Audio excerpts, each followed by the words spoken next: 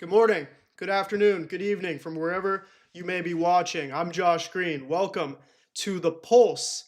Oh, wait till you see next week. We've got a lot of upgrades coming to this show. I've been hinting at this for a little while, but we're going to have brand new graphics, new promo material. Basically, what I'm saying is you're going to watch what will look and feel like a real show and not just a guy in his apartment. But that's what we are right now.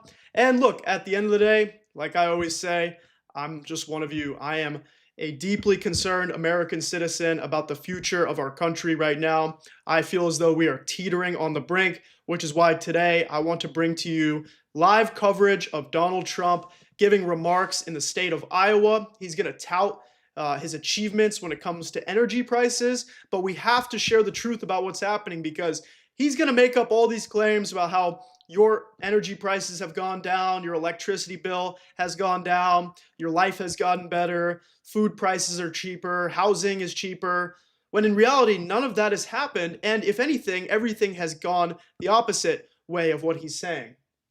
So let me make sure real quick that everybody can join, and we will pull up Trump in just a moment, and it's going to be, let's just say, another classic Donald Trump speech.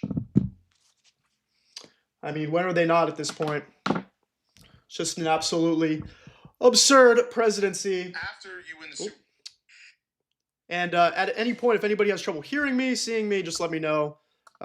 This is real independent media. We are the dirtbag left. And this is our fight against MAGA. These MAGA extremists, like the former Charlie Kirks of the world and the Donald Trumps and the Elon Musks, they've got money, they've got massive donors. The billionaires are funding their media, whether it's Fox News or Nick Fuentes or whatever. And what are we? We're doing this out of pocket. We're doing this out of a pure passion of trying to save the country. So if you do want to support the channel, make sure you're subscribed. You can do that for free. Just click the subscribe button. But if you want to contribute financially, you can join as a member on YouTube by clicking the join button. It's less than $5. It supports my work directly, helps keep the show going, and it gives you exclusive perks and lets you be a member in the chat and in the comments as well. And I love looking at your chats. I can't get to all of them knowing there's so many chats, and I'm also going to be acknowledging Trump. If there's something you absolutely want me to see, the one way I can't miss it is if you send a super chat, which you can send for $2, $3, $5. It's a way where I can just immediately see your message, and it also supports the show as well. So I'm going to let a few more people trickle in, but just to give you a glimpse of what's going to happen, in just a moment, Donald Trump is going to stand at that podium. Don't be surprised if at any point he just keels over and dies, because not only is our country teetering on the brink, but this guy's health sure is as well. And for all the conversation we had about Biden's health during his 4 years, at the end of the day, Biden had a stutter. He's always had a stutter. He's had trouble speaking this entire time.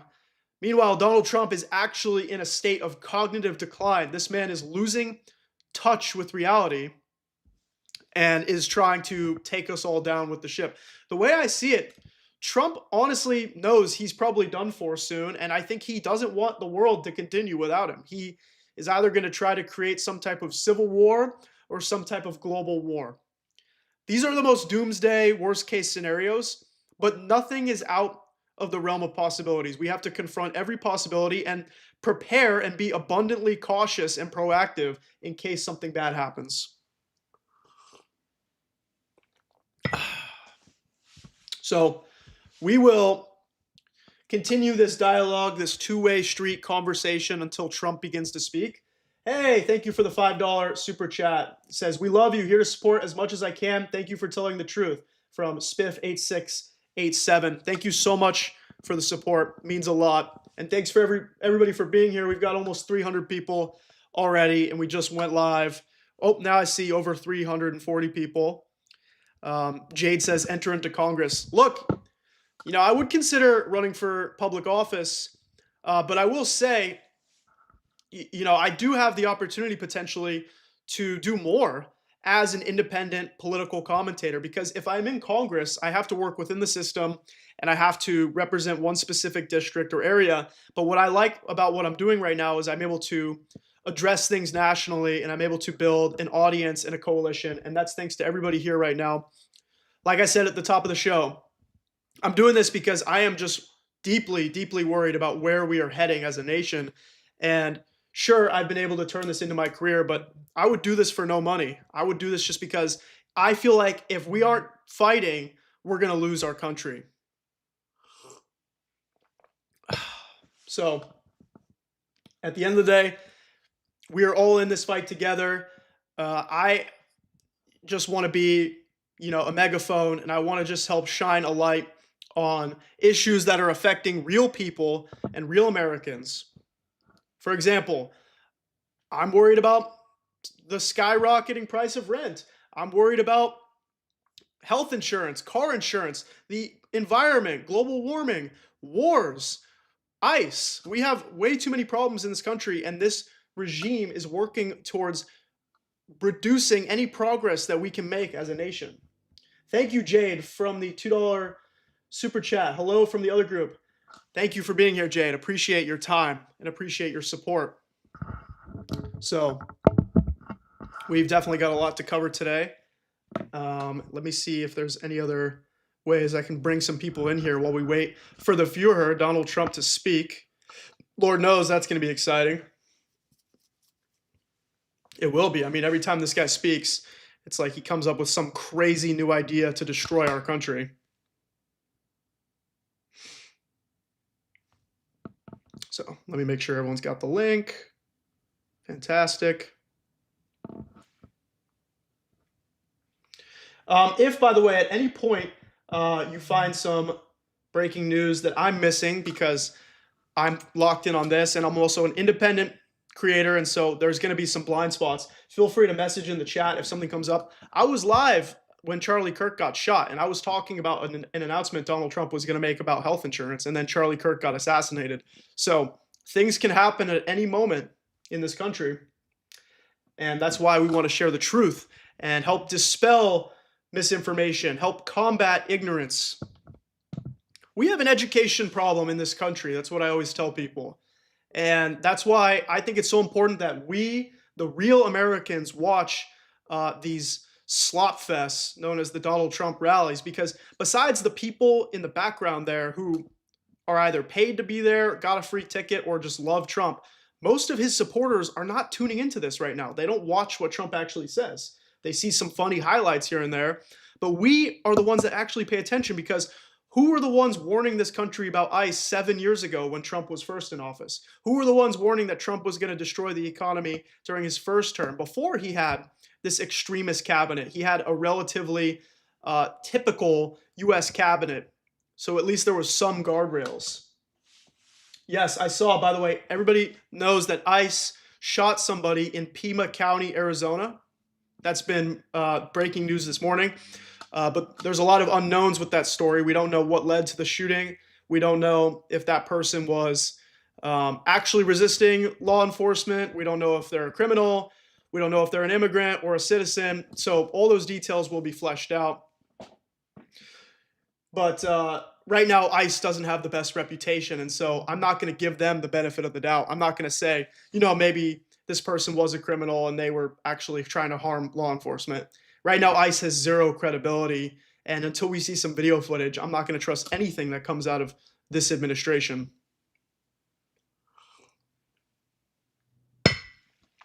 Wow, almost 500 people here. Somebody says, do we know what this announcement from Trump is today? He's in Iowa. He's going to talk about energy prices. So he may be announcing new policy relating to energy, relating to affordability. A lot of people are wondering, why is Trump campaigning? He's got nothing else to run for. Well, obviously, he's running away from his problems. He's addicted to this cult.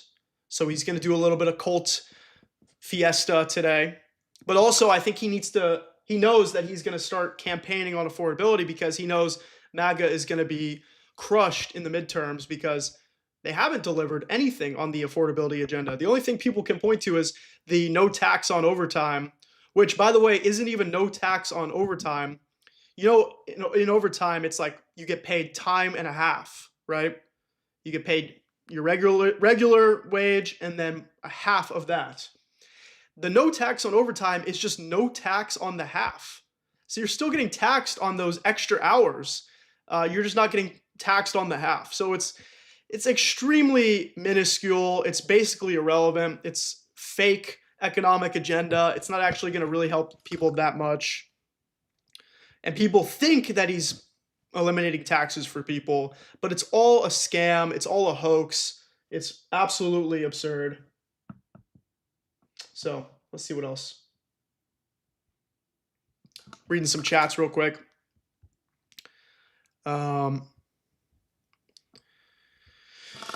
Yeah. But besides that, if everyone was here from the beginning of this show, I've been going as the Progressive Pulse on YouTube. That's my show. I'm Josh Greene, but on social, it's Josh the Progressive. And the YouTube show is called The Progressive Pulse. But we're rebranding, and we're going to launch a professional, sleek, new show called The Pulse with Josh Greene. And I took out the word progressive, not because it's not going to be a progressive show, but I wanted to roll off the tongue a little bit more, to be a little bit more simple, easier to say, easier to read, easier for branding, and slightly less partisan, because we're going to talk about progressive issues, but I do want to have some conservative people come in not knowing that it's a progressive show, and I want them to not know there's a partisan angle, and then they will see the truth about what's happening. Because as soon as you tell somebody something's Democrat or something's even just pro-democracy, pro-constitution, that's non-negotiable for MAGA nowadays. MAGA does not support the Constitution. They don't support the Republic. They don't support democracy. They support Trump, and they support fascism. So as soon as you're able to bring a couple people into the truth and show them that there's actual economic future that we could create for our country that has nothing to do with Trump and has everything to do with workers and middle-class people and improving the life quality for people around this country, you can actually start to expand people's minds a little bit. The way I see it, we have a multifaceted fight. Some people say, oh, well, we have to win the midterms. Other people say, well, elections aren't going to matter. We have to take this to the streets. We have to do everything. We have to fight this in every single channel with every single fiber of our bones, our bodies, our beings.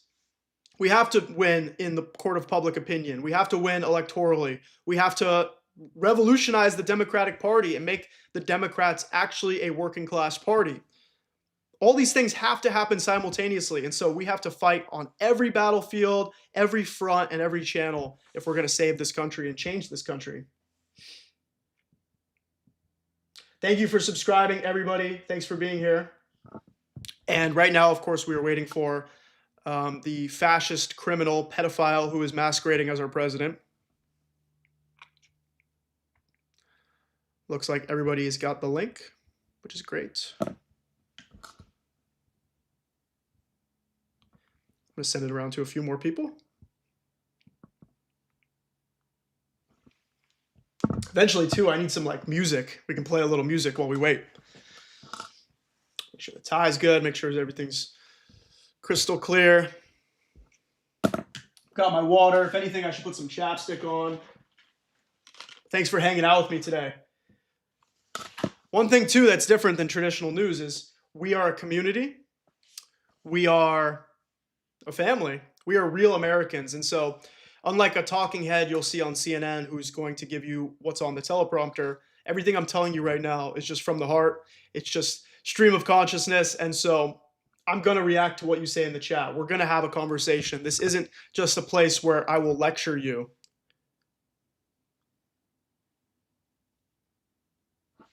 At the end of the day, as much as I am following politics every single day and talking about issues, this is my first time living too.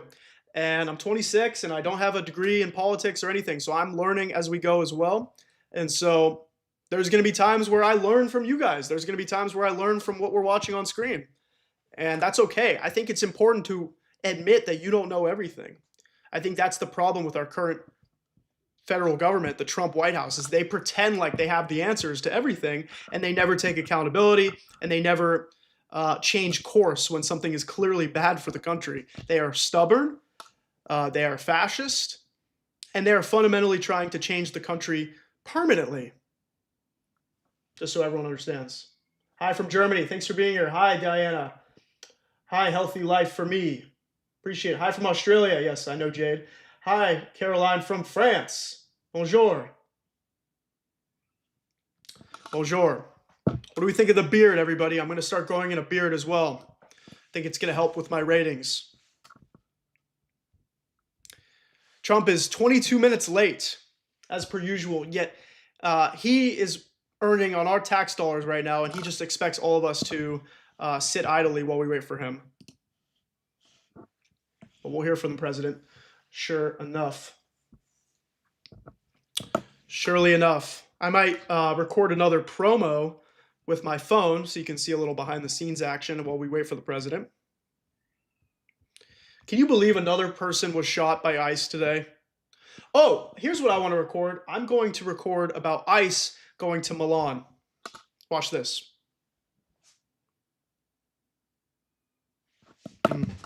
Fix the tie a little bit.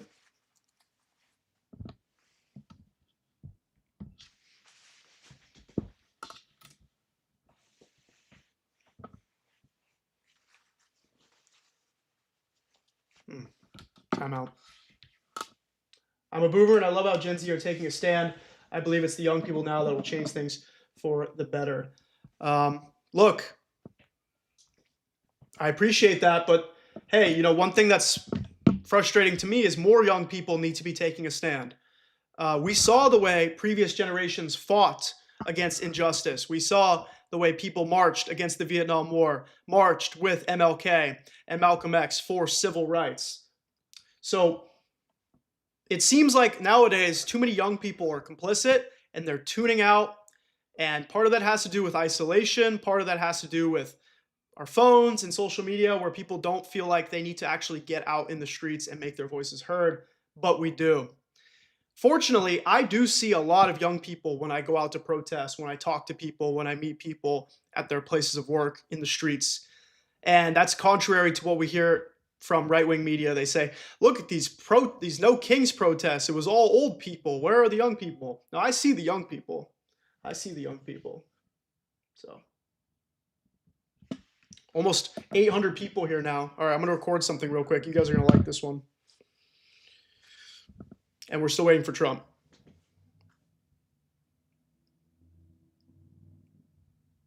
ICE is set to travel with Donald Trump to Milan, Italy, to serve as security for the president and for American government officials that will be popping in and out of the Winter Olympics this year in Italy. And my question is, why is U.S. immigration enforcement going to a foreign country for security reasons? It's because they're possibly Donald Trump's private army, his paramilitary forces. Folks, I'm live on YouTube right now. Search Josh the Progressive or go to the link in my bio, and we're going to cover this. Donald Trump is about to speak as well, and we need to tackle the truth about what's happening in this country and fight back against the lies that are coming out of this MAGA regime.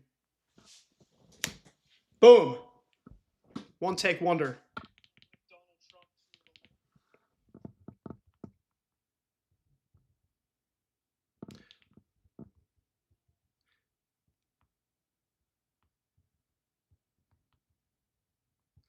The other thing is ICE will be at the Super Bowl. Does everyone know about that? Wait till we have the World Cup. That's going to be an absolute disaster. It's going to be an absolute nightmare for this country. Some people think that ICE is going to Milan to do some PR to try and cover up how bad they look in the court of public opinion. They're going to go to Milan and show the world, look how respectful ICE is. Look how good ICE is and how functional the American government is. In reality, here at home, they're killing Americans. They're killing immigrants. You know that people are dying in these detention facilities, and that's barely getting talked about? That's concentration camp level stuff. People are just being thrown into these inhumane detention facilities for months and months at a time. Some people are being sent to prisons in other countries, like we saw in El Salvador.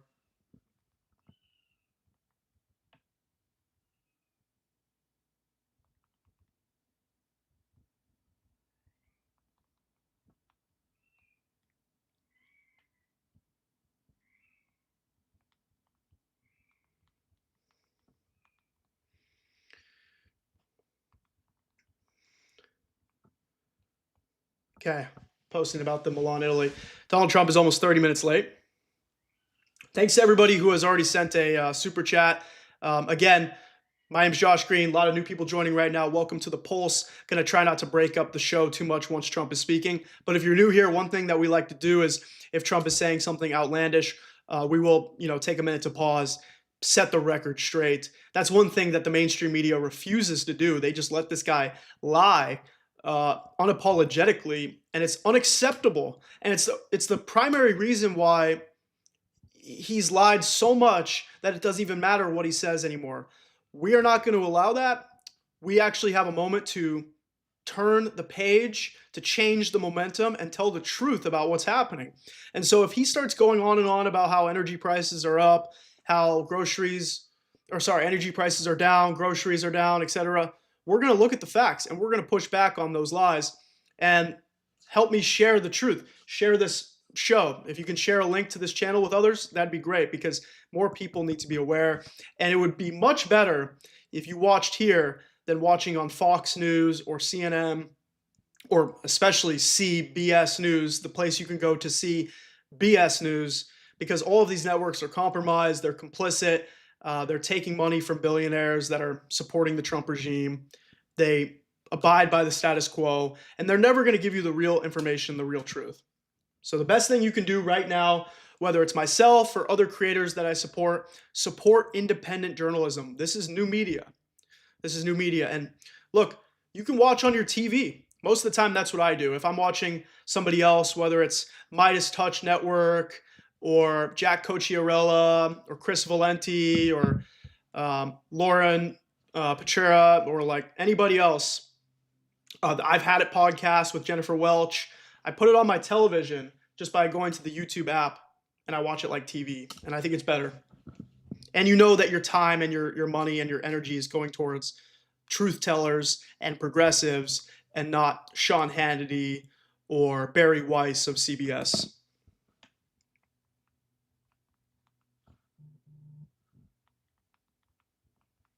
By the way, quick shout out to my producer of the show, Jordan Shervitz of the Midnight Rangoon. He's got a gaming channel, which if you're into that, absolutely recommend.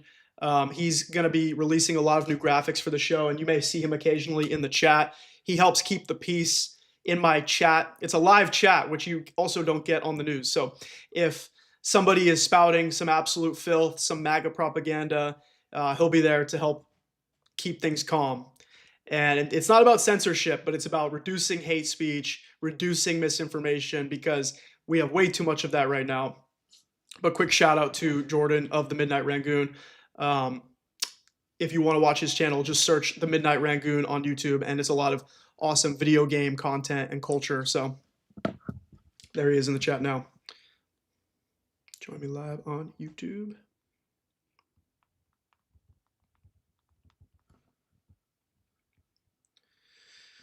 Do we think the president died? Is he okay? Is he healthy? Where is he? Did he make it to the speech?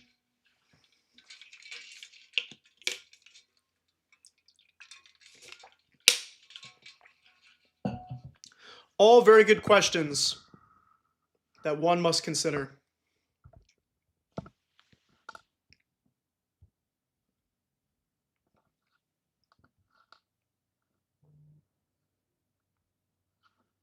Posting on YouTube as well. Wow, almost 1,200 people here. Thanks for being here. Can we set a new record today? So far, the most people I've had watching the show is 2,100 people, and we're on track right now. So that would be truly fantastic news because it would show that we are winning, MAGA is losing, fake news is losing, real independent journalism is on the rise. Thanks for being here. By the way, I have so many other awesome social channels, whether you're following on Instagram, TikTok, Substack. It's all linked in the description box of this channel. But one thing I want to announce is that I'm going to be more active on Discord, which is like a messaging app. Basically, what I'm going to use Discord for is a way for me to send direct updates and messages to everybody. Basically, like if I have a live show going up, I'll send a link in the Discord as well. So if you have Discord, the app on your phone or on your computer. The link is in my description to join. I had like a few dozen people join last night, so I would recommend it. And as long as it is active and exciting, I'll keep it going. Somebody says, Josh, you're one of the smarter Americans. Who do you want as your next president? Look, we have a long way to go before we get to 2028, and let's hope we even get there in one piece. I think AOC would be a strong contender. I really believe she speaks to the economic concerns of Americans. I support the Green New Deal. I think that could be one of the most revolutionary eras of policy we could see since the New Deal. People make the Green New Deal partisan, and they make it sound like it's about liberal, eco policies. But what it would be is a massive economic agenda that would stimulate the entire economy. It would create so many new jobs. It would create good paying wages for people. It would make our country cleaner, energy-wise, environmental-wise, and it would boost us into the sustainable race. Other countries like China are kicking our ass right now when it comes to EVs, high-speed rail, new technologies, new energy, etc. And so when Trump is going to come out on this podium right now, he's going to talk about how he's going to drill, baby, drill, and how he wants to open up the Pacific Ocean for more drilling.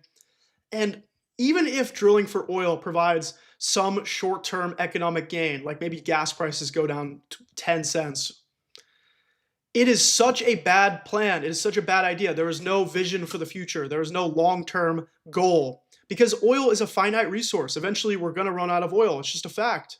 It's just a fact. So what we are doing is archaic. We are like fossils. We are doing something of the past, and other countries are already setting the stage for new ways to get energy. So there's no need for us to be drilling oil anymore. And whatever short-term economic gain Trump is going to tout right now is going to be wiped out in several years when there's another ecological disaster, another climate disaster, and we're paying in cleanup. We're paying billions, if not trillions of dollars to clean up another oil spill, to try and fix global warming and try to cool down the ozone, the atmosphere. Instead, what we should be doing is actually making more money. We can make more money and develop our economy by going after green technologies. So that's really what he's going to talk about today. And he's going to try and use this as a distraction, right? As a deflection. Don't look at us killing people in the streets of America with ICE. Don't look at us hiding the Epstein files. Look at us drilling for oil. See, everything's going to get cheaper for you. But it's wrong because nothing's getting cheaper. Whatever does get cheaper is not going to last. After Trump dies, things are going to get more expensive, and we're going to have to pay the price in environmental damage, in being way behind other countries like China and Europe, Japan, etc., who are actually diving into sustainability. A lot of people ask me what radicalized me. I took an AP environmental science class in high school, and it taught me that the planet is not a Democrat or Republican issue. This is about the future of humanity. And people say, do you believe in climate change? That is not a correct sentence. There's no such thing as believing in climate change because climate change is true. It's a reality. It's not do you believe or don't you, or not. It's not up for negotiation. Scientists have studied this. They know what's happening. And so are you going to trust the scientists that are saying what they've been saying for decades and the research that they've done and the way they've committed their entire lives to an issue? Or are you going to trust Donald Trump, who says climate change is a hoax created by the Chinese? The Chinese, who are kicking our ass, by the way, when it comes to their economy, when it comes to their technologies. China right now is winning, and the US is losing under Trump. Why do you think Trump is trying so hard to isolate China? All of his trade deals, his tariffs, everything is about getting China to lose. But yet, Canada and China are making trade deals now. And China is going to start selling their EVs in Canada. That's bad news for Tesla. That's bad news for Trump because Trump is trying to hide American companies from competition from China. He's trying to shelter us. Why? Because their cars are better, they're faster, they're cheaper, and they've been around longer. So the way I see it, why would somebody in Canada pay twice the price for a Tesla when they can get a cheaper BYD, which is one of the nicest Chinese cars, and it's going to be more affordable. It's going to run better than a Tesla. So if I was a Canadian consumer, it would be a no-brainer. No wonder Trump doesn't want China to be able to have trade deals with the US, because he wants to protect these American companies. Well, that's fine. I'm all for protecting American companies, but not at the sacrifice of the American consumer by forcing us to not be able to buy things that are better, forcing us to pay for things that are more expensive, that are worse, and forcing our country to be way behind other countries by not actually investing in these industries. If we were focusing on these certain industry sectors, we would be setting the tone. We would be setting the pace. But instead, Trump is going to come out on this podium and talk about how we're already winning, even though that's not true. So, still waiting for the president. Still waiting.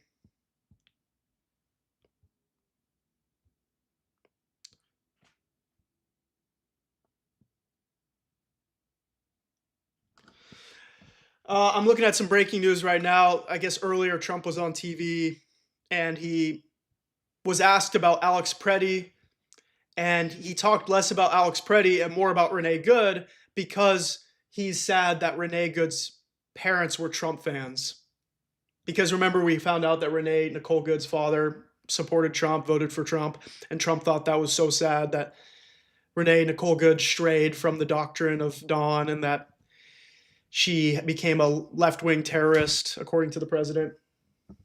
Someone says Grandpa's having a nap. Yeah, maybe Grandpa's dead. Who knows? I don't think Trump's going to make it to 2028, personally. I don't think he has it in him. He sounds worse and worse every day, and this could be one of his worst speeches of all time.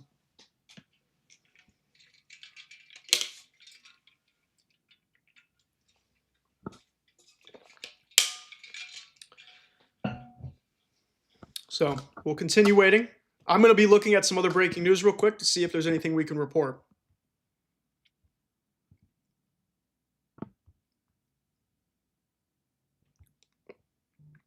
Yeah, so I guess Trump just did some hits on Fox News where he said inflation is down, prices are down, wages are up.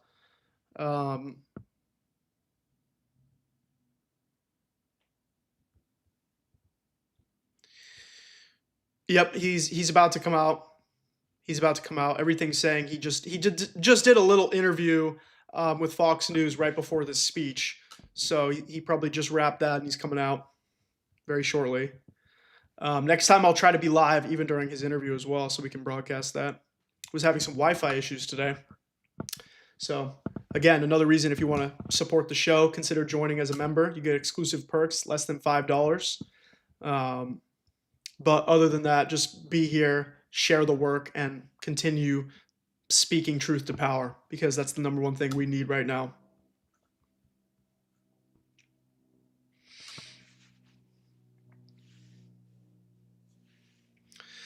Someone asked Trump why his officials labeled Alex Preddy a domestic terrorist, and instead of answering, Trump just said, "You're fake news. I don't like you." You know, one thing's for sure, Trump's entire bit is getting extremely stale. I don't think he is as effective anymore in his messaging. And I think that's part of what we're seeing with his own base turning on him, whether it's the Epstein files, whether it's his unconditional support for Israel's genocide, whether it's what's happening in Venezuela, what he wants to do with Iran. People are not happy. That's why he's so desperate. That's why he's got to come out today and talk about affordability. But that's why we're here today, and we need to pay attention to this, because he's going to say some lies about affordability that's going to get his base going. So now you'll see on Twitter later, all the right-wing extremists will have their talking points. They'll have their script. They all get paid, by the way. You do realize that like all the Charlie Kirks of the world are getting paid by these right-wing extremists to say what they're saying. Most of them also genuinely believe this white supremacy, this white Christian nationalism, this theocratic fascism. They all believe it, but a lot of them also are getting paid to copy and paste the exact same talking points.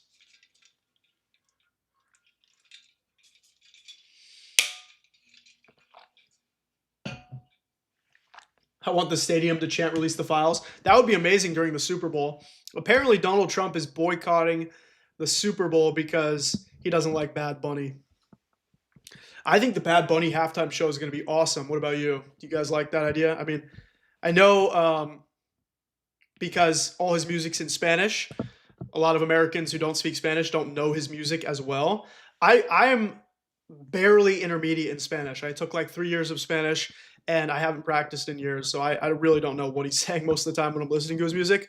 But I've been translating the lyrics.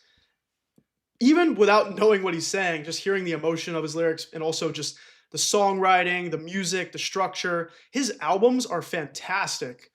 His latest album is like a combination of classic Puerto Rican music. Like there's a lot of salsa, there's a lot of culturally significant homages to Puerto Rico within the music, but with a modern flair. Like there's a lot of club bangers in there, so there's a lot of dance songs, rap songs. It's just awesome, and I only wish that I knew more about what he's saying and the meaning behind the lyrics, but also the cultural history of Puerto Rico. I know very little about Puerto Rico, to be fair, but I think that's part of the beauty of him performing at the halftime shows. We're all going to learn. We're all going to at least learn something new. Doesn't mean we're all going to be experts on Bad Bunny music or on Puerto Rico, but we're going to learn a little bit. And I think that's really cool. And I think the fact that people are pissed about that is really pathetic. So, awesome. Awesome. I might make a video about Donald Trump in the Super Bowl real quick while we wait for Trump. While we wait for the scumbag president. Luis Miguel is Elvis 2.0. Yeah, I need to listen to more Luis Miguel. Also, Green Day. That's going to be awesome. Awesome. Love Green Day. Dookie. Incredible album.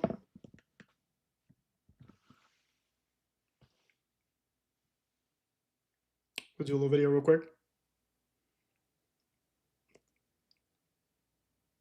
The White House and the Trump administration have made it clear that ICE will be at the Super Bowl in San Francisco near Santa Clara, where Levi's Stadium is located, in 2 weeks. ICE will be patrolling the Super Bowl, looking for immigrants they can go after, but really they're just trying to do a show of force, and they're trying to scare the nation and scare the world and show people that they will be at every event. And wait till we get the World Cup. That's going to be an absolute disaster. I'm not sure why more countries aren't boycotting the US. This is part of why ICE is going to Milan, Italy as well, to try and do some PR, to try and show the world that they aren't the bad eggs that they've been exposed to be in the media, in American television. So, of course, we'll see ICE at the Super Bowl. Please share this so more people are aware, and be safe if you're attending.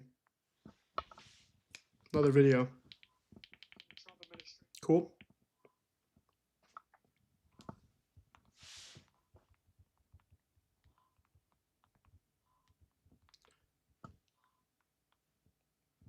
I got that right. It's Santa Clara, not Santa Clarita, right?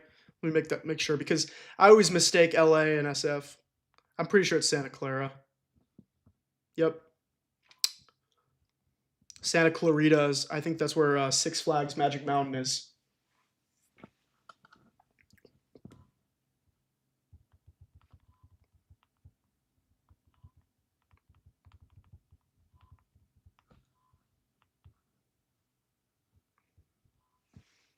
Spread the word. ICE will be at the Super Bowl. By the way, I just want to say, go Seahawks. Let's go Seahawks.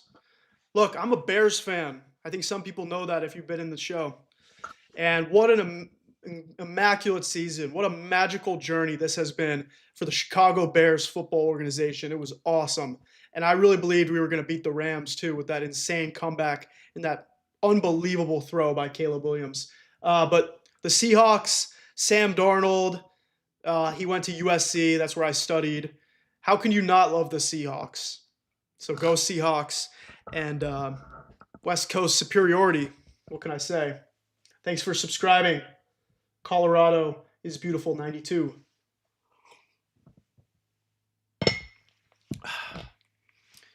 Somebody asked me who I thought should be president. I talked a bit about, California and Puerto Rico is your home. Very cool. Yeah, I would love to visit Puerto Rico. I went when I was a baby, but I feel like it would be an awesome place to go as a young adult. I just had some friends that went, looked like they were partying in the streets, eating great food, going to the beaches. It just looks awesome. And I wish I knew more about it. I said AOC could be a good presidential candidate. She's one of the more prominent left-leaning people in the country. But who do you think should be president? Leave a message in the chat. Hey, Richard Keys, 5844. Thank you for the $2 super chat. Go Patriots. Look, I support you. I don't really have a dog in the fight. So I'm not going to root against you, even though I'm rooting for the Seahawks. Like I said, I'm a Bears fan. But Drake May has been awesome.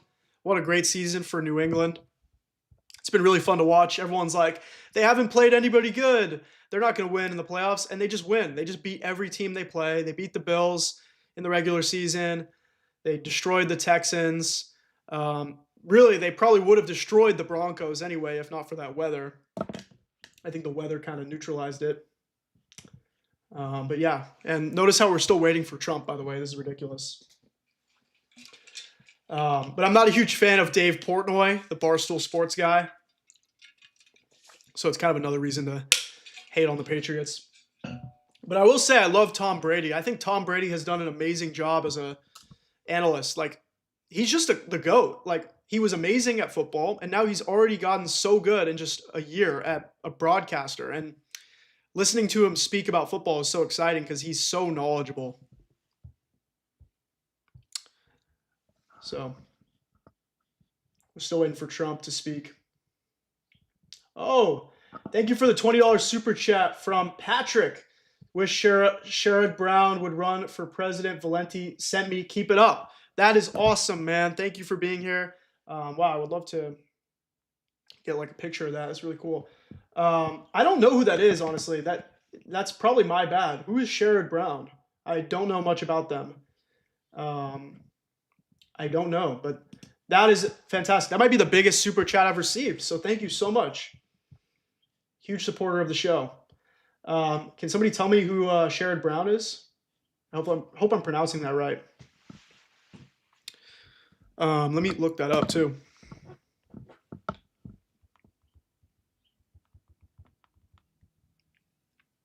Former U.S. Senator. Okay. Look, it's on me if I don't know. I'm apologizing for that. It says he's a left-wing populist figure within the Democratic Party. When did he? Oh, so he finished his term just recently. Oh, so he was a longtime congressman in Ohio. I see. Jon Stewart would be amazing. And she's from New C. A lot of New York hates New. Oh, I see about AOC. Yeah. Wow. But yeah, thank you for the $20. Thanks for the message. Thanks for teaching me about Sherrod Brown. Hope I'm saying that name right. I'll let Chris know you came. Chris Valenti does a great show. He's a left-wing dirtbag.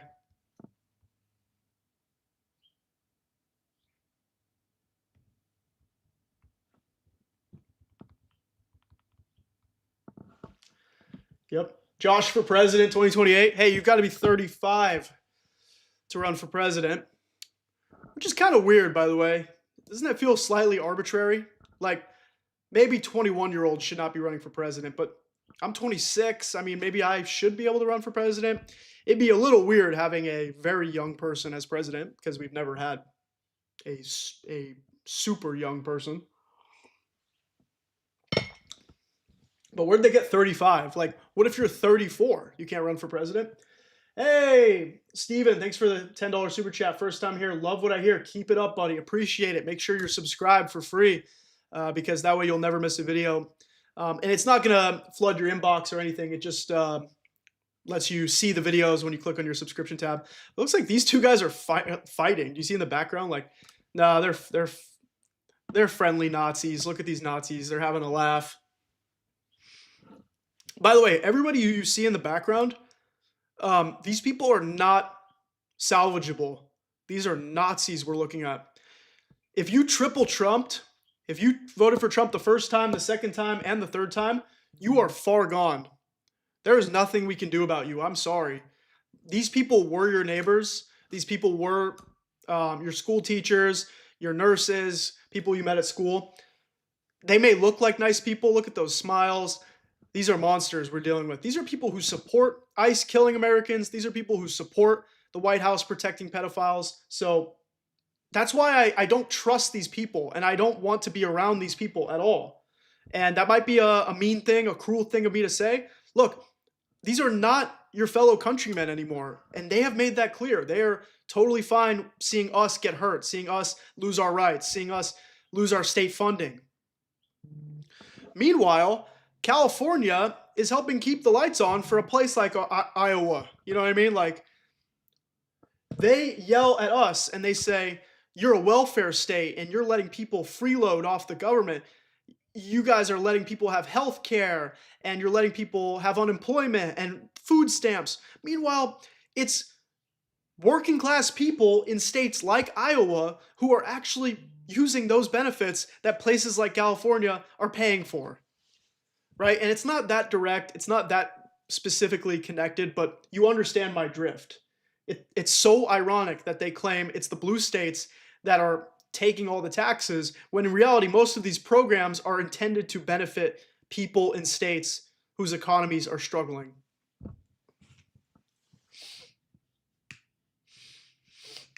So, as usual, the president is almost an hour late.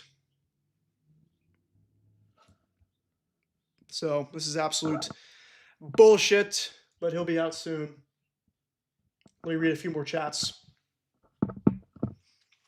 Actually, the tie is good. The tie looks pretty good to me.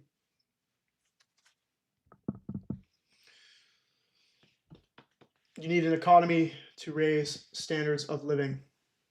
Let's see what else. Yeah, somebody says, why are these people not working? That's the other funny thing. It's like, they're like, get a job, you liberals, stop freeloading. It's like, shouldn't you guys be working?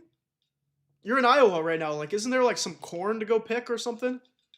Look, that's mean. That was a cheap shot. I'm sorry. But isn't Iowa just like a lot of cornfields? I mean, I love Field of Dreams. Fantastic movie. I'm sure Iowa's great.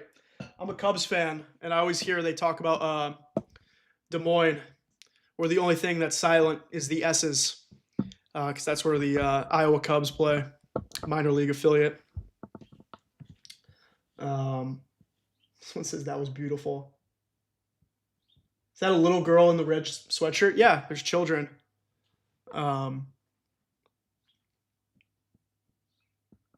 Look, they spent their hard-earned money on those gold Trump hats. Looks like they might even have Turning Point USA symbols on the side of them. That looks like the little Turning Point swoosh. Man, and they have to be standing too. There's no seats. Do you remember when Trump was campaigning for the 2024 election and he was like doing it in the most ridiculously hot weather conditions, like in North Carolina, and people were like passing out from heat exhaustion, and he would just like keep on going. He's like, oh, can we get a doctor over here? Let's get a medic over here. Okay, the Democrats are evil. Blah, blah, blah. What a monster. What an absolute monster this man is.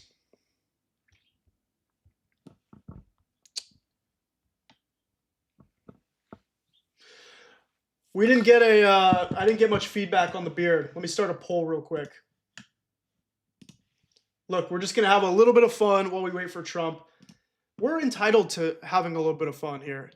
That's the other thing. I don't want to be a place where you just get news. I'm not a news reporter. I call myself a political commentator, but the other thing is we're going to talk about culture. We're going to talk about our society. We're going to talk about issues affecting everybody, and we're allowed to have positivity too. We can practice revolutionary optimism, and the one thing they want us to do is feel defeated, feel bored, feel depressed. I want to try and bring some charisma, some spunk, to the news as well so that we can digest it together. But I'm going to make a poll real quick. Grow out the beard, question mark? Yes or no? Vote away. There's a poll in the chat. You can click on it. Uh-oh, we got some no's, got some yeses. We'll find out. I'll let that go for a while. Agree on the beard. Hey, thank you, Steph, for the $2 super chat. Appreciate it. Love you for that. Better coverage than 5G, says the shirt. That's pretty weird. What does that mean, better coverage? Like, better coverage of his ass in your face while you lick his ass because you're a ass kisser, booty licking Trump supporter? Playoff beards are a thing. That's funny. Jordan, my producer, says, we miss your handsome, clean face. It's still clean.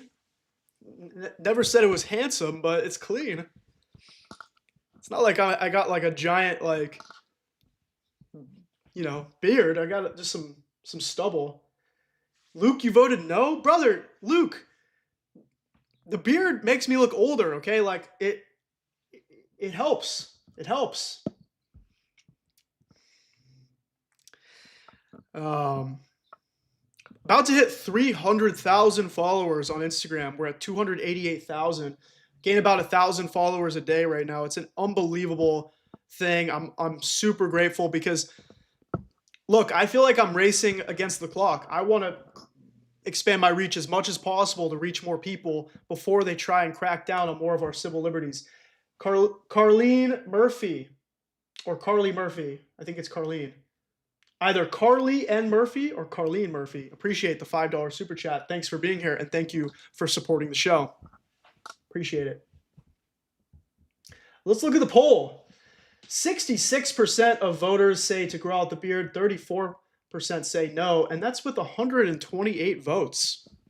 If that was a presidential election, that would be a landslide. If Trump won with 66%, that would actually be a landslide, despite him winning with, what, 50% or 51% of the vote and him calling that a landslide. So, Carleen, thank you. Appreciate it. Thanks for being here. Thanks for your patience, everybody. I feel like right now I'm doing what the president is supposed to be doing, which is speaking. But we're not going anywhere. I'm just going to keep it here because we know he is going to talk, and there's no point in looking away now. We waited long enough. By the way, if you feel like you need to step out, you know, maybe leave the show on in case he comes on as we wait for him. And if you left, but you want to come back, I'm going to have it on throughout his whole speech. And if you happen to miss any of it, all you need to do is go to my channel, and you'll find the tab that says live. It'll say like home, videos. Those are my long form videos that are not live. It's just a video that I upload, or it could be a portion of the live that I upload as a video. But if you click on the live tab, then you can actually watch this feed back, and you can skip around through it. You can click any part of it. So if you happen to miss part of this, you can always go back and rewatch it later. It's going to be up forever. This Nazi on the right who's waving with the MAGA hat kind of looks like Charlie Kirk. Shadowland Rocky, thank you for the $5 super chat. Thanks for being a supporter here on YouTube. Thanks to everybody who's been supporting today, because thank you for appreciating my time.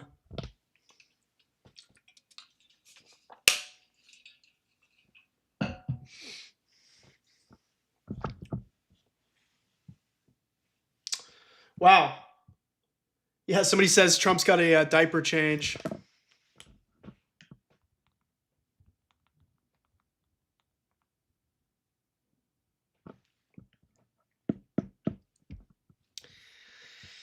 Yep.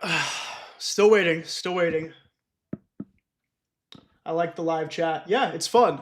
That's what I'm saying, is we don't have that watching mainstream news. And I think when you're watching something like CBS, first of all, it's just state propaganda now. I mean, literally, CBS only approves stories that are handpicked by the Trump administration.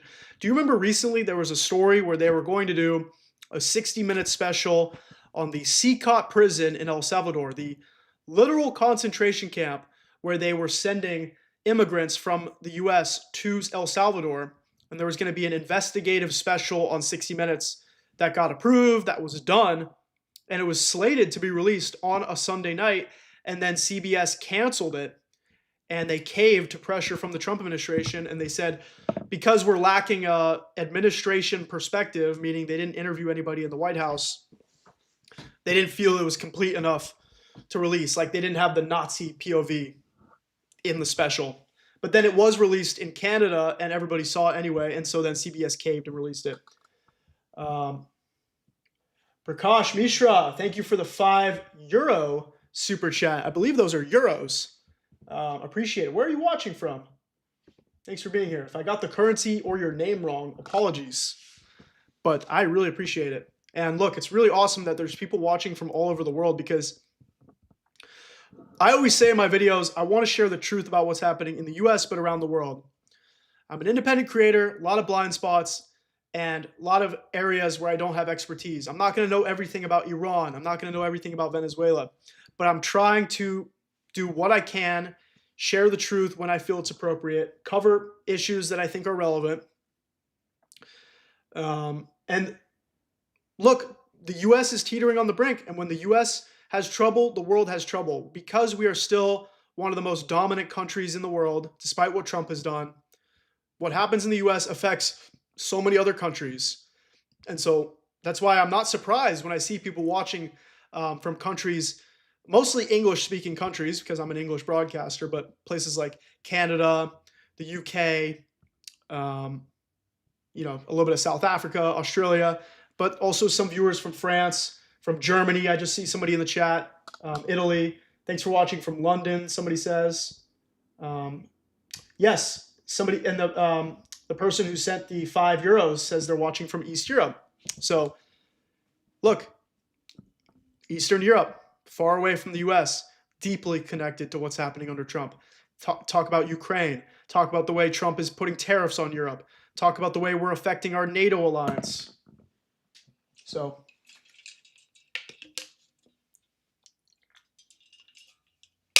thanks for watching from Alberta. Solidarity from Ohio. Denmark, thanks for being here. I'd love to visit Denmark. I'd love to visit more of Canada too, by the way. I went to Vancouver. Loved it. It's funny, somebody mentioned they're from Ohio. I was just listening to the song Ohio by Crosby, Stills, Nash & Young, one of the best protest songs ever, about the National Guard shooting and killing 4 Americans at, I think it was Kent State University, Ohio. I could be wrong on the specific details, but it was a Vietnam War protest where Americans were killed by our military. It's very similar to what's happening right now.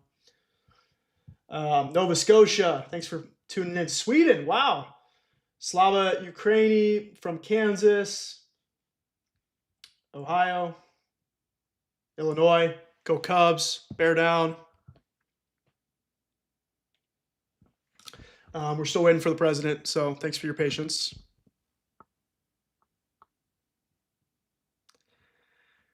Thanks for the patience.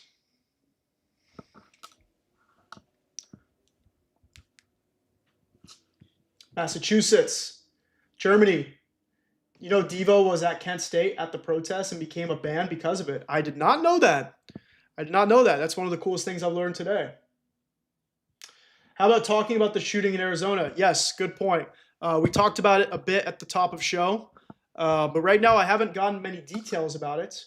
Wow, thank you, Devonia Sweden, for the 65 SEK. I'm not sure what currency that is. I'm assuming it's Swedish, but thank you. Europe is with you. Appreciate you for that.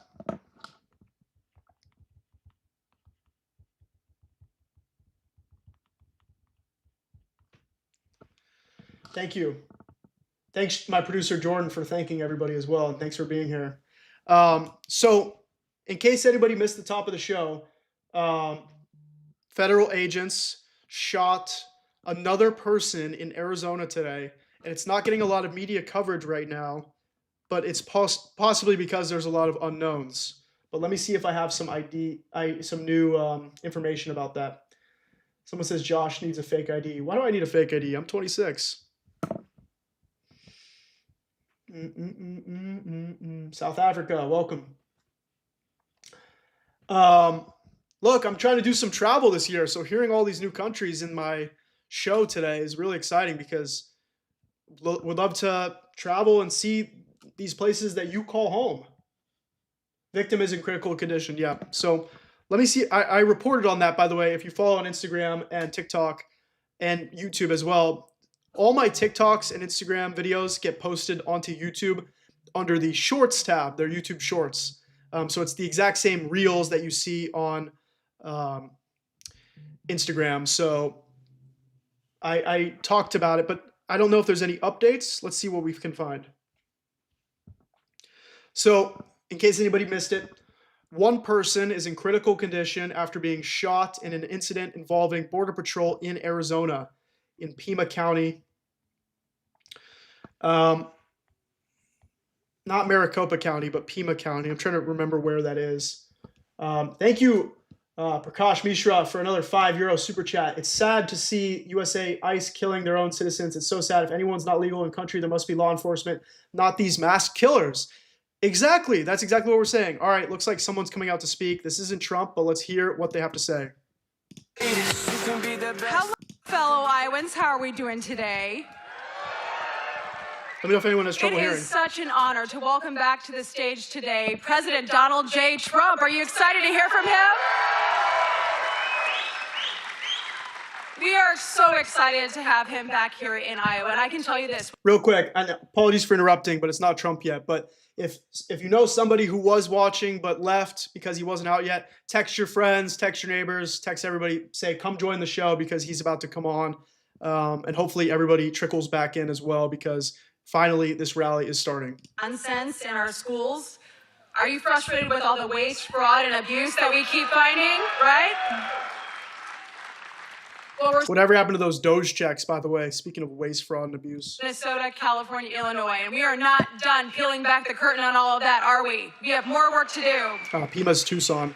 So we know the liberals in Congress and in the Senate tried to pass this junk every day, and President Joe Biden's auto pen was ready to sign it, wasn't it?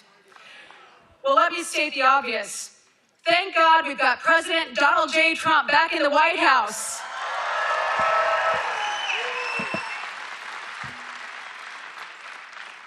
It's been an absolute honor to fight alongside of him, and our conservative majorities in Congress are delivering for you every single day. We are transforming that America First agenda into an America First future for our country. Are you with us? So it's been 1 year since President Trump took office, and boy, what a year it has been. We have continued to deliver historic tax relief for all of you. Do you want more of your own money back? Yeah, you do. What no lies? More taxes on tips, no tax on overtime, relief on Social Security, secure borders and safer communities. Do we like that? And finally, we know this president has the support of our American farmers. Iowa farmers sent President Trump to the White House, and he will have your back, won't he? We know that. Ladies and gentlemen, we are just getting started. The fight to restore our country and usher in a new era of opportunity has only just begun. We need to keep cutting taxes for workers. We need to eliminate the waste, fraud, and abuse we're seeing that does nothing but drive up costs for all the rest of us. Who is this, by the way? Does anybody know? Is this an Iowa politician? That's not the governor of Iowa, is it? Let me see if I can look some stuff up. I don't know many of Iowa's politicians. Those down, and we need to make sure, again, we're standing up for Iowa's farmers and our agriculture community. So we have so much more to achieve. It's not Kim Reynolds. Keep making America great again, and that is why I am running to be your next United States Senator, and I'm proud to have the endorsement of President Trump to get that done. Thank you. So with this president back in the Oval Office and strong conservative majorities behind him, we have a once-in-a-generation chance to finish the job we've started and rebuild a country. What's up, Chris Valenti? For every single Iowan and every single American. It has been the honor of my life to serve Iowa, and I would be honored to earn your vote for the United States Senate. So thank you so much, and let's give it up for the president. He'll be out shortly. Oh my God. Now I gotta mute. By the way, in case anybody doesn't know, this whole time I've had it muted because they've been playing the most garbage music imaginable. You know, because Trump doesn't have the rights to play any actual good music or real music. Anytime he tries to play people's music at promotional events, commercials, ads, whatever, he always gets sued, or somebody says like Bruce Springsteen or Olivia Rodrigo, they're like, stop using our music. So they're playing like the most atrocious elevator music, like Nordstrom music. So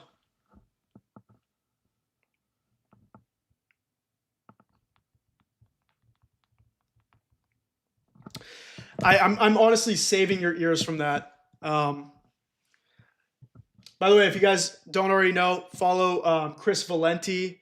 His YouTube is Valenti Videos. He's also a left-wing dirtbag and one of the only real Americans left in this country, just like us. Let's listen to this fascist thug as well. Helping to defend this great nation. And it's here in Iowa where President Trump came just 6 months ago to tell us what we had the opportunity to do as a great nation. At our Iowa State Fair, he said, we have the opportunity to lead when it comes to energy independence from our foreign adversaries. We have the opportunity to have the most secure nation in the world by securing our border. Thanks, Chris, for and the $20 we have the super ability chat. to trust in the American people. And you. each one of you knows better what to do with your dollars than anybody out in Washington, D.C. Look, we don't really need to listen to him too much, but I'll bring him back. Valenti Video says, I'll bet you $20 he says Biden within 20 minutes. Look, I can't bet you on that because I agree. He's probably going to talk about Biden. He loves talking about Kamala as well. It's so funny how he still talks about Kamala. Like, you're not campaigning against her. It's ridiculous. We lost two incredible Iowans who were defending our country on the front line. Brothers who served with me in the National Guard. Members who put their well-being second to defending our nation abroad. To all of our military members, to all of our veterans in this audience, thank you for your fellow service and sacrifice.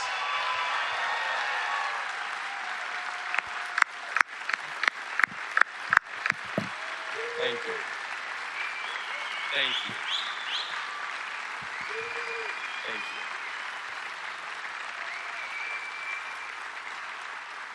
you. We have that same responsibility today, whether it's in a barren desert in Syria or whether it's right here on the home front, to defend what still matters, to defend our constitutional rights, to defend our families, to stand with our communities. And here in Iowa, we've been able to deliver on that. My friends, I'm privileged to get to fight with you today, to hold the things that we've worked so hard to deliver, the largest tax cut in American history, the most secure border the U.S. has ever known, 10 million down to 0.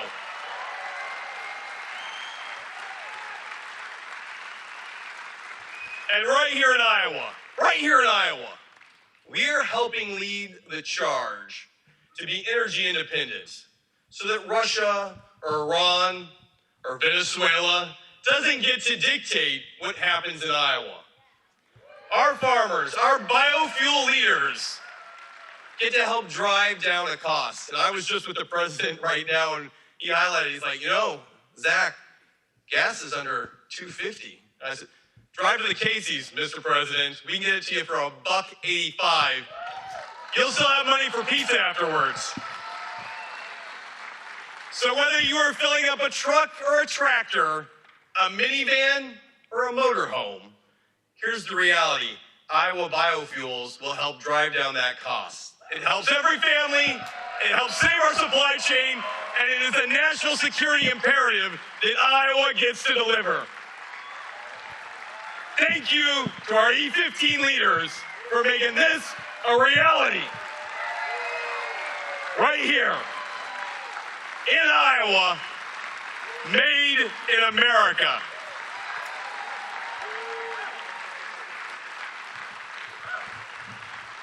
Now, Iowa, you have a great delegation, and I am privileged that I get to serve in the most fairly drawn district in America. No Illinois gerrymandering here. And that is great for democracy because it means we work with all sides.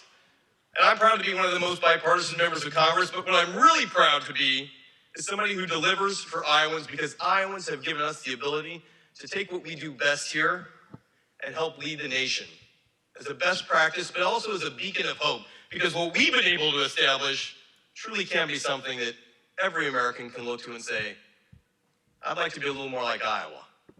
So as we kick it off here, it is only fitting that the president, in his first year in office, leads the charge of what is great about America by coming right here and sharing with us. Guys, we're gonna keep fighting. Rural housing, adoption.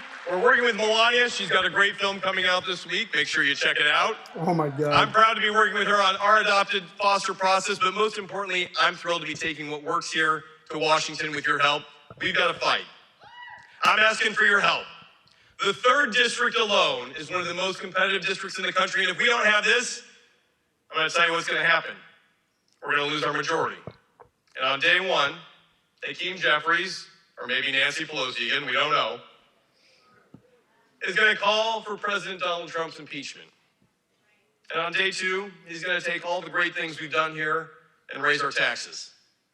And on day 3, 4, 5, 365 days, this country will be locked, not in something that works to go forward as we've done over this last year, but in a constant battle. You don't only look outside here at a few people who would rather see the president impeached for any reason than to actually work to move our country forward. So friends, I'm asking you here today, let's win, let's lead, and let's welcome President Trump to Iowa. I'm gonna mute it real quick because they're playing Mr. Brightside. I just don't want any copyright issues on my channel, and we don't really need to hear the music. But let's take a minute and set the tone for what we're about to witness. Donald Trump is on death's door. He's ill, he's sick, he's losing grip on reality, and he's going to come out here and say everything's great in Iowa, and he's going to say, if we don't win the midterms, the Democrats are going to try and throw me in jail, which I wish they would. We'll see if they actually pursue accountability. We know we have some weak leaders in the Democratic Party. That's why I'm going to rebrand the show from the Progressive Pulse to the Pulse. I don't want people to think that I unapologetically support the Democrats as well. The Democrats have to fight, and they have to fight harder, and they have to stop caving to Trump, and they have to stop pandering to these right-wing lunatics, because these people are not going to understand what's best for them anyway. They're just listening to whatever Donald Trump says. This is literally a Jonestown-style cult we're looking at. Remember Jim Jones led all those people to drink the Kool-Aid? That's what we're witnessing right now. And what we need to do is make sure we don't all go down with the ship. A lot of people are going to get hurt because of Trump, and people are already getting shot and killed because of ICE. But anyway, the president is coming out. He's going to say everything is cheaper now because of me, and lower prices, bigger paychecks. You can see it in the background. That's not the case. That's not the case. And everybody in this chat knows your prices haven't gone down. Your paychecks haven't gone up. And Donald Trump knows that if we had free and fair elections, he would lose in a landslide. That's why they're trying so hard with the redistricting, but they know the gerrymandering isn't working because California also got to redraw their voting maps. So that's why they're trying so hard to suppress our free speech and to crack down on us in the streets. So whether it's the wars he's creating with Venezuela, potentially going to bomb Iran soon, whether it's ICE, whether it's the way this White House is protecting pedophiles, they are doing everything they can to dismantle our democracy and to undermine our Constitution. Everything you're about to hear today is a potential distraction, a deflection, and more propaganda from the deep state that Donald Trump vowed to destroy. If anything, he is the swamp. He is the person we need to drain from this society. Let's see if that disgusting creep will come out of the curtain soon. But in the meantime, thanks for being here. Over 800 of you right now, over 27,000 views on today's show so far. Thanks for being here. You're watching The Pulse with Josh Greene. Make sure you're subscribed. I want you to be here next week too, because I'm about to unveil brand new show design, the graphics, everything. It's about to go way up. And the better our show gets, the better we'll be at countering the lies from the right-wing mainstream media and the complicit networks that are allowing Trump to do what he does. Here he comes. This scumbag, traitor, domestic terrorist, pedophile protector. There he is in the flesh. I'll wait till he takes the podium before we bring the audio back on, because right now we won't even be able to hear from him. Let me know in the chat, do you think he looks well? Here's a man that is aging like milk. And it's not to be ageist, and I don't subscribe to the belief that older people can't be leaders. Bernie Sanders is one of the smartest and sharpest individuals this country has ever seen. And I believe he's older than Trump. If you put Bernie and Trump next to each other, that's like putting Muhammad Ali next to a kindergartner and throwing him in the boxing ring intellectually. So it has nothing to do with his age. It's just he is not fit to lead this country. Here we go. The 47th president of the United States, the rapist criminal who's masquerading as our commander-in-chief, who ran for president to escape going to prison, is about to speak. And as soon as he steps to the podium, I will bring you his audio. Thanks for being here. Thanks for your patience. It's not my fault he's this late. That's on him. That's a him problem. Thanks to everybody who sent a super chat. I'll try to keep an eye on the chat during his speech, especially people who are sending the super chats. It's very easy for me to see because your message gets highlighted and brought to the front. Everyone's getting their picture of the dictator. Let's turn the sound on.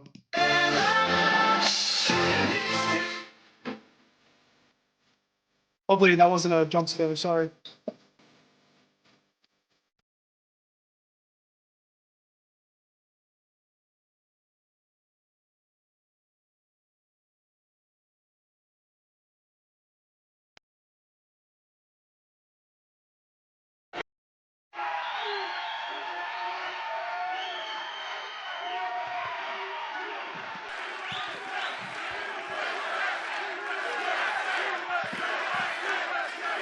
Thank you. Well, thank you very much, and I'm thrilled to be back in the great state of Iowa with so many proud, hardworking American patriots, which is what you are. It's an amazing state. What a place. Boy, do we have some victories here. Were they the greatest?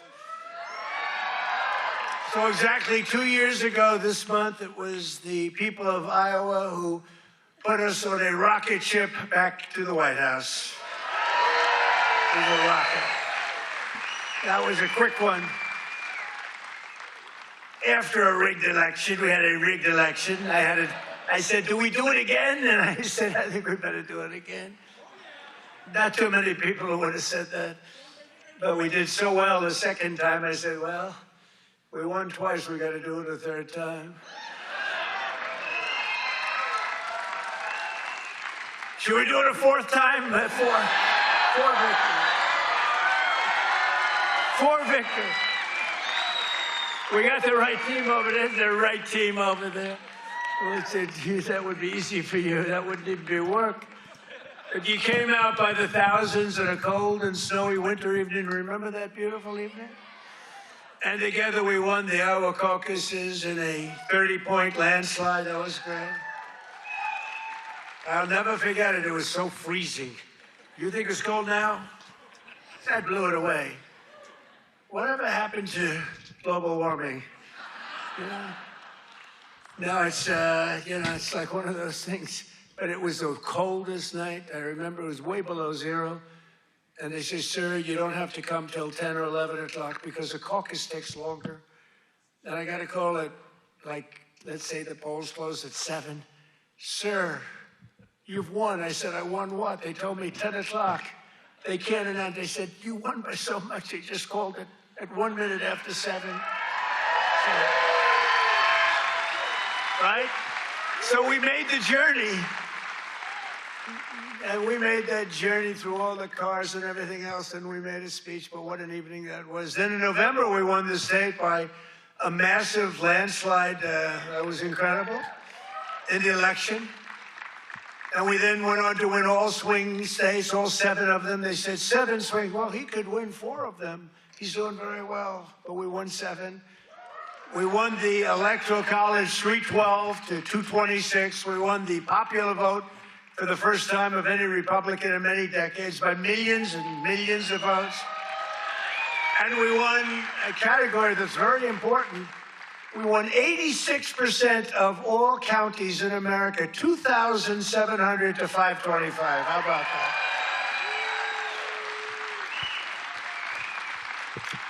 Other than that, we didn't do too well.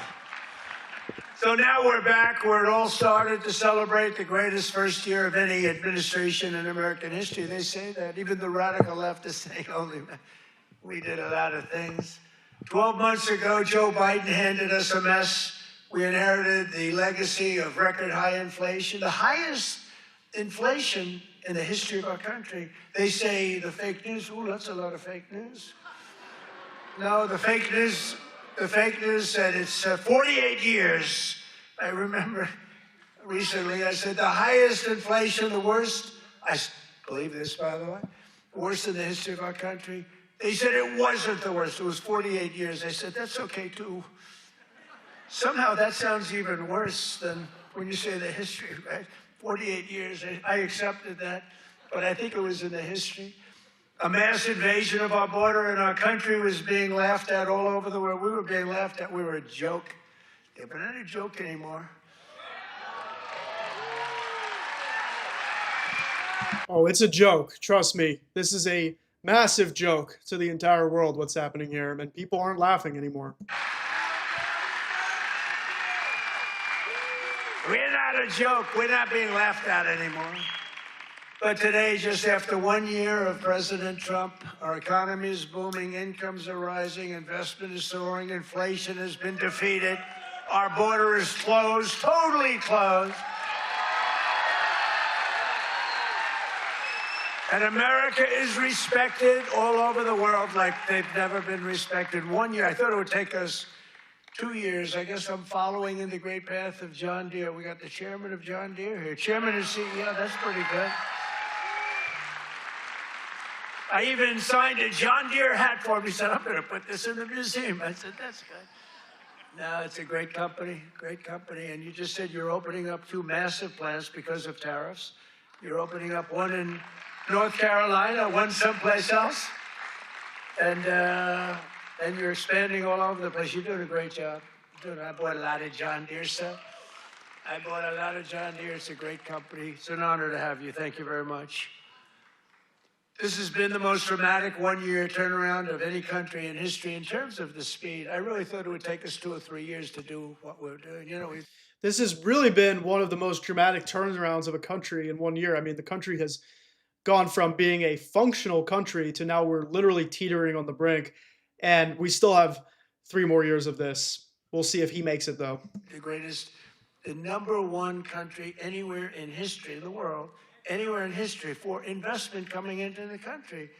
And it's amazing. And it's because of tariffs. And it's also because of the fact that we had such a tremendous November 5th. That November 5th brought spirit back to our country, came back. You know, one thing I think which is so important is, if you remember, a year and a half ago, we couldn't get people to enlist in the military, any of them. Army, Navy, Air Force, Marines, any of them. The Coast Guard, Space Force. I love Space Force, right? We couldn't get them, and even police departments, they couldn't get anybody with a uniform that represented the country. We couldn't get them. And today, we have the single greatest recruitment numbers in the history of our military. The police forces are loaded. Law enforcement is loaded up. And everybody wants to be a policeman, a fireman. They want to be in the military, any branch. I mean, we literally, they couldn't get them. A year and a half ago, nobody wanted to be in the military. Now everybody wants to be in the military. It's an amazing thing that's happened, an amazing turnaround. And all because we have a president who does something very simple, puts America first, right? Right?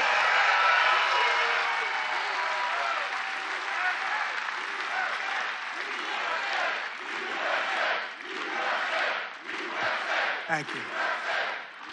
So under my leadership, economic growth is exploding to numbers unheard of. They've never had them before in recent times, and now, and we're just getting started. You know, the great, big, beautiful bill, which is no tax on tips, no tax on overtime, no tax on Social Security for our seniors. Do we have any seniors in here?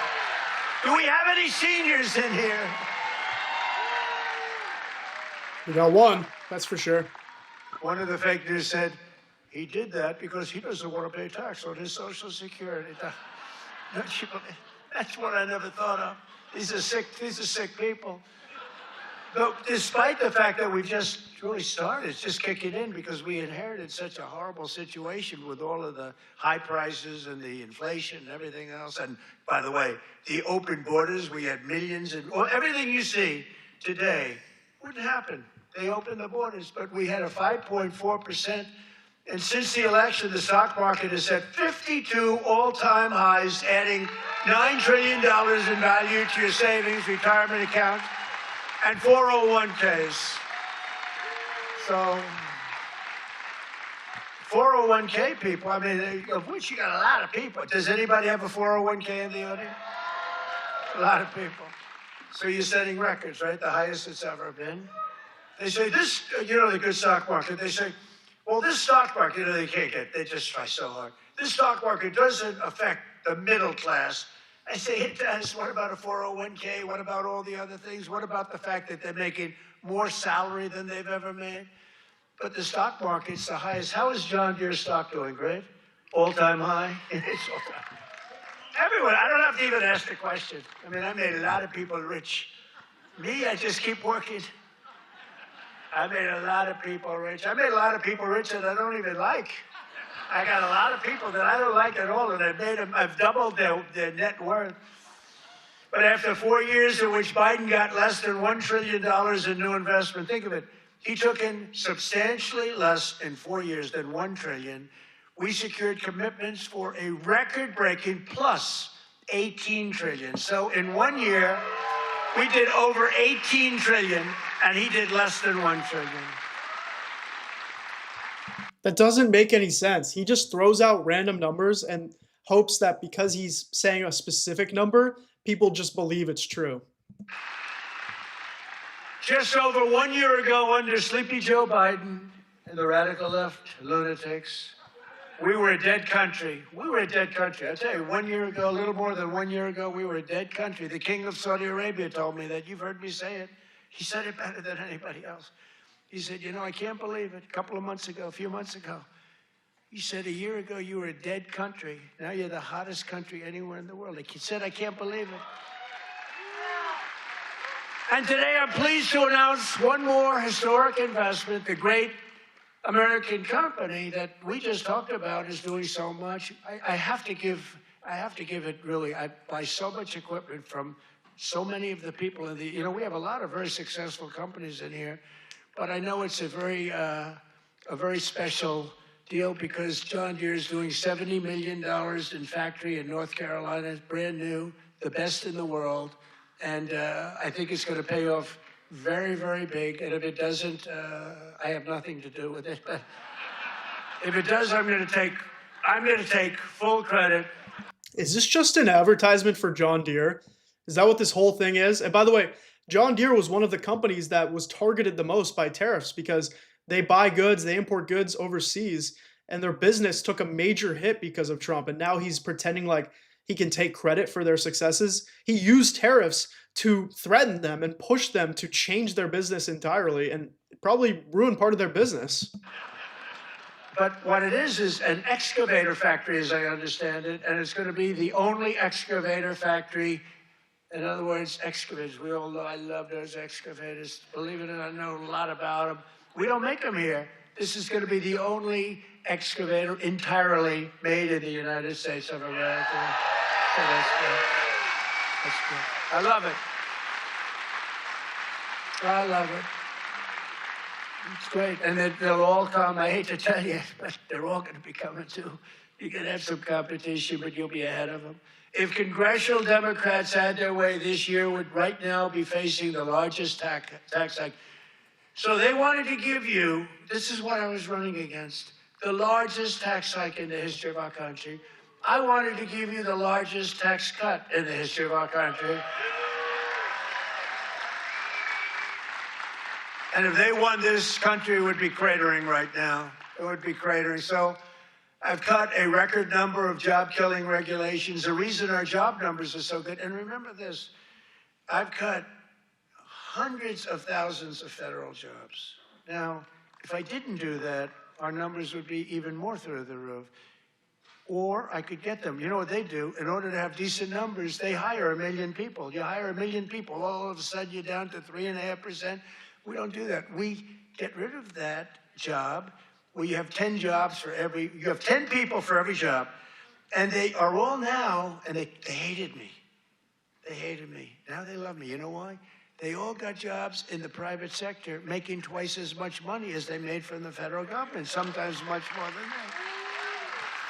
So all the people that you laid off with Doge, remember Doge was firing all of these federal workers just willy-nilly? Like just firing thousands of people at the FAA, people responsible for keeping the planes in the air, just firing people because they're like, this is woke, this is DEI, we don't need this waste, fraud, and abuse. And they said we were going to get checks from it. You never got a check. And now he's claiming all these people magically all found jobs. I find that very hard to believe. And by the way, these federal workers, these are public servants. These are people who have dedicated their lives and their careers to help our country, to help our government. What a joke. He has no idea what's actually going on in the economy, but let's continue. A year ago, they hated me, and now they love me. But it includes dozens of burdensome regulations that were crushing our amazing farmers. We love our farmers. We won this thing. I think. Oh my God, what just happened? What the? Did he just die? What? What? Did they just cut the broadcast? Did something happen to him? No, I don't actually think that's what happened, but could you imagine? What just happened? Maybe let's see what happens if I can go live. Okay, they just cut out for a second. That is crazy. That was crazy. Let's get the sound back on. I'm dirty, actually. And very importantly, on day one, I kept my promise to the people of Iowa That was so and funny. abolished the insane electric vehicle mandate, which would have obligated you to go out and buy an electric car, but it would have obliterated a thing called ethanol. Do you like ethanol? Is it big? A lot of people are asking me about ethanol. I don't know. Do you want me to do something with ethanol? Maybe. After years of the United States getting ripped off by other countries on trade, I'm standing up for the workers and the farmers of our country like no other president has ever. No other president has done this. I mean, no other president has done this. I could have had an ACC presidency. I'd probably have this little piece of ear back, you know? Could have it. I wouldn't have to listen to lunatics like this up there. I wouldn't have to listen. And then Notice how he talks about things like the 2024 election, the 2020 election all the time. He never talks about how he got shot. That's very, very suspicious.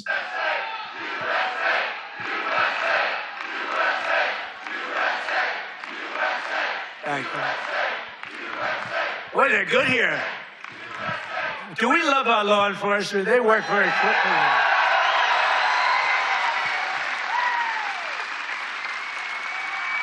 But under Sleepy Joe, we had the largest trade deficit in world history.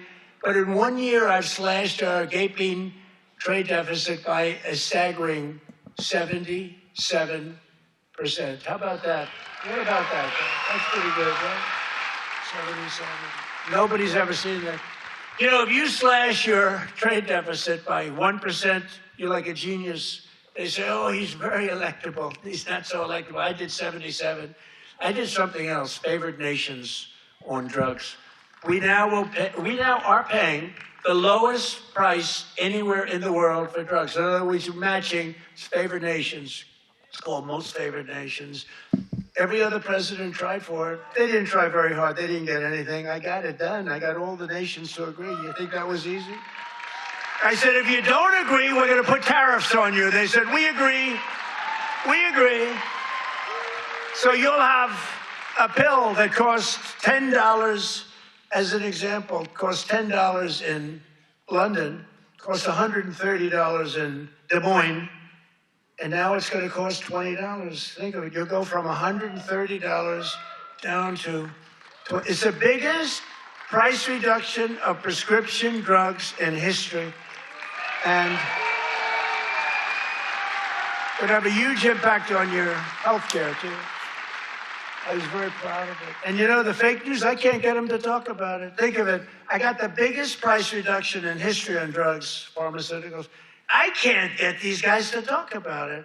It was page like 22 in the New York Times, a little story. I just got the biggest, I can't believe it. If a Democrat got a half a point down, this is like hundreds of, depending on the way you want to calculate it, you could say it's an 80% reduction, or you could say it's 1,000% reduction. You could say whatever you want, but it's the biggest reduction in history by many, many times. It did something because we were subsidizing the entire world.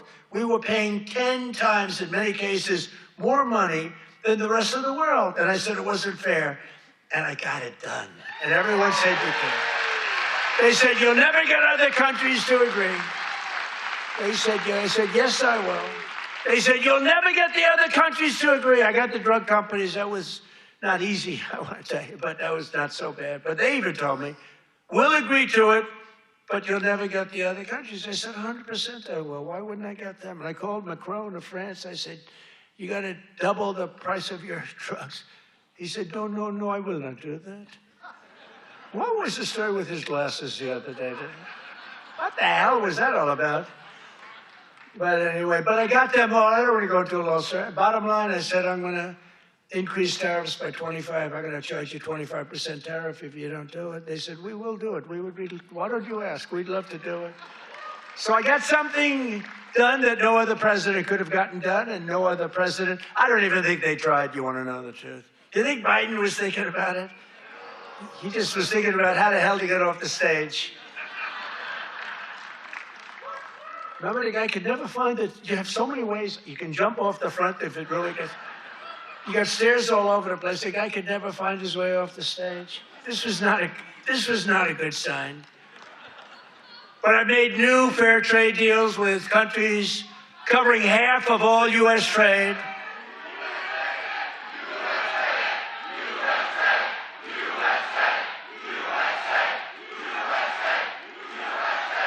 You do know they're paid agitators, right? They're paid. Sounds like there's protesters there. I have no idea what they said, but everyone's chanting them as they're getting security escorted out. They get paid. You know, do you ever see their signs? You know, we used to have protests, and you'd have guys making a sign in a basement. These are all paid agitators. That's all they are. They get paid to go, and they don't even know what, when they interview them, why are you here? I don't know. They have no idea. They're paid insurrectionists, really, in some cases. They're sickos. But I've made new fair trade deals with countries covering half of all U.S. trade, scoring giant wins for the farmers, ranchers, and agricultural producers like no other president has ever done. That's why I got such a tremendous vote from the farmers, and I love you too. I do love you too. So Japan will now allow the United States to supply up to 100% of automotive ethanol, and import large amounts of aviation biofuels from the United States. That's great for you. That was part of the deal that we made. The United Kingdom will import nearly $1 billion of ethanol. That's part of their deal. Australia is allowing American beef into its market for the first time in more than 20 years. Did you know that? And beef is doing great, and we got to get the prices down a little bit, and they're starting to come down pretty much. China has agreed to purchase over $40 billion of U.S.-grown soybeans. You know that. You're selling them. They're selling them. And I went to President Xi, and he's upping it. I mean, it's $40 billion. The European Union will dramatically increase purchases of American pork, dairy, and soybean oil. They never did that before. They're all doing things that they never did before. I wonder which part he's going to talk about the Epstein files. Or maybe he'll talk about ICE killing people. Maybe he'll talk about bombing Venezuela. I don't know if we'll get into those topics, though. Those might not be accomplishments Trump wants to celebrate right now. Because you have a certain president that's a little bit different from the presidents that you had before. And nations from Cambodia to Thailand to the Philippines and Indonesia are eliminating all trade barriers to agricultural products. Your agricultural products had trade barriers that didn't allow them to be sold in countries that are now saying, oh, please, we'd love to accept your product. So that's great. It's going to be, you're going to see it starting to kick in now for the farmers. And to further help our farmers recover from the really a catastrophe of the Biden years, what a period of years that we had. We had a country that was just dead. We had a country that was just not respected by anybody. We had a guy who didn't know where the hell he was. Do you think he worried about his farmer at night? No. He just wanted to go to sleep. This is what we had. This is what we had in our fake election. We recently issued $12 billion in farm relief. We gave them because you were screwed by other countries. I said, how much is the number? To our great Secretary of Agriculture, Brooke Rollins. She's doing a great job. I said, Brooke, what's the number? And she said $12 billion, and I wrote a check for $12 billion because we have so much money from the tariffs coming in. So you couldn't have done that before. We're a rich country now. I hope we win that Supreme Court case. You know, we have people that are China-oriented, people from literally that very China-oriented and foreign country-oriented trying to stop that, but we'll get it done one way or the other. We're going to do it. If we have to do it a different way, we'll do it. But what does he mean by China-oriented? And by the way, notice how the Supreme Court is taking forever to rule on the tariffs case because they're probably trying to stall. They're probably trying to let these tariffs continue. It's a rigged, complicit, compromised Trump kangaroo court. Taking in hundreds of billions of dollars. We're doing amazing. Nobody can even believe it. Foreign countries cannot believe what's happened. They're studying us, but it won't work. But I'm also working hard to expand your markets domestically. And in the campaign, I promise to support E15 all year round.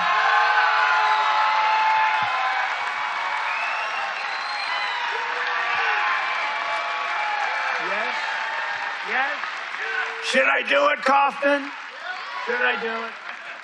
I did. I promised E15 all year round if I get elected. And I want to let you know, and we'll start right now. I was going to put out a statement a week ago. I said, hold it.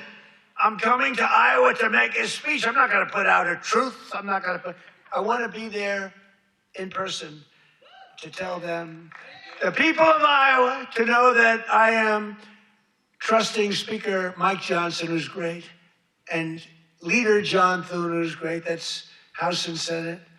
To find a deal that works, we've got it. For farmers, consumers, and refiners, including small and mid-sized refiners.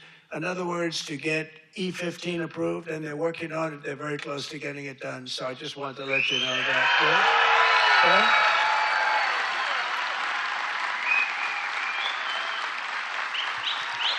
And China will be sending me a bill very shortly supporting year-round E15 to my desk very quickly, and I will China? Will sign it without delay. Okay? I hope you remember us for the midterms. You know, the worst thing about the midterms is the fact that no matter what happens, the people that win the presidency, you win even if you're a good president. I think we had the best first year of any president ever, maybe they say. But even if you have a great, It's like in the last 50 years, they've won it twice. Can you believe it? If something happens, there's a screw turns with the voters. So even if it's a Democrat or Republican, whoever wins the presidency has a hard time with the midterm. If we lose the midterms, you'll lose so many of the things that we're talking about, so many of the assets that we're talking about, so many of the tax cuts that we're talking about. And it would lead to very bad things. We got to win the midterms. I mean, I'm here because I love Iowa, but I'm here because we're starting the campaign to win the midterms. We got to win the midterms. That means Senate, and it means House. Got to win. He knows he has to win the midterms because, again, we talked about this the whole time before he came out. If he loses the midterms, he's done. He's toast. I mean, there could be the most weak Democratic Party imaginable, and this MAGA movement would still be toast because people who voted for this crap are not going to vote. Maybe these fascists in the background will still vote for him. But besides that, the moderate Republican voters who wanted the Epstein files released, they're not going to vote for this. They're not going to vote for this. It's crazy. You know, you think it would be like a 50-50 deal or something. It's like, for some reason, and this is Democrat too. Democrat wins the presidency. For some reason, they lose the midterms. Now, maybe they don't campaign as hard because I don't know, but I campaign hard. We gotta win the midterms. So remember that you gotta get out and you gotta vote. The midterms are very important. We're gonna really work hard on winning the midterms. We have great candidates. Again, Senate and House. This is why I tell people who say, "Oh, we're not going to have midterm elections." It's not true. We absolutely will have midterm elections because Donald Trump and the MAGA movement needs midterm elections. They want to have midterm elections because they're already dealing with razor-thin margins in the House and Senate. They want to expand their influence, and they need more time to enact their most radical agenda and to fundamentally dismantle our Constitution. They're going to need more time. But the reason why there's a threat is because Donald Trump is going to put ICE agents at voting sites. He's going to have the National Guard deployed. They're going to be harassing black and brown people who are in the line waiting to vote in person. They're going to try and scare people out of voting. They're going to try and go after blue states and claim that there's widespread voter fraud and say that if the midterms don't go their way, well, then they weren't legit and that the Democrats cheated. And that's when we'll see more crackdowns on our civil liberties, like the Insurrection Act, if we don't see it already, like martial law potentially. Because, folks, at the end of the day, they're telling us with their own words. They're claiming there's an invasion at the southern border. They're saying that this invasion is being aided by us. They say we're the radical leftist terrorists and violent agitators, even though we're just real Americans who want better quality of life for working people and less money for ICE and for wars. We want that money to go to infrastructure, healthcare, education, housing, and none of that has been addressed in this disaster of a speech by this scumbag, pedophile protector who is masquerading as our president. Great candidates, we got to win them. And we have candidates that rule with common sense, not this craziness. You know, we're not going to be supporting transgender for all, men and women's sports, open borders,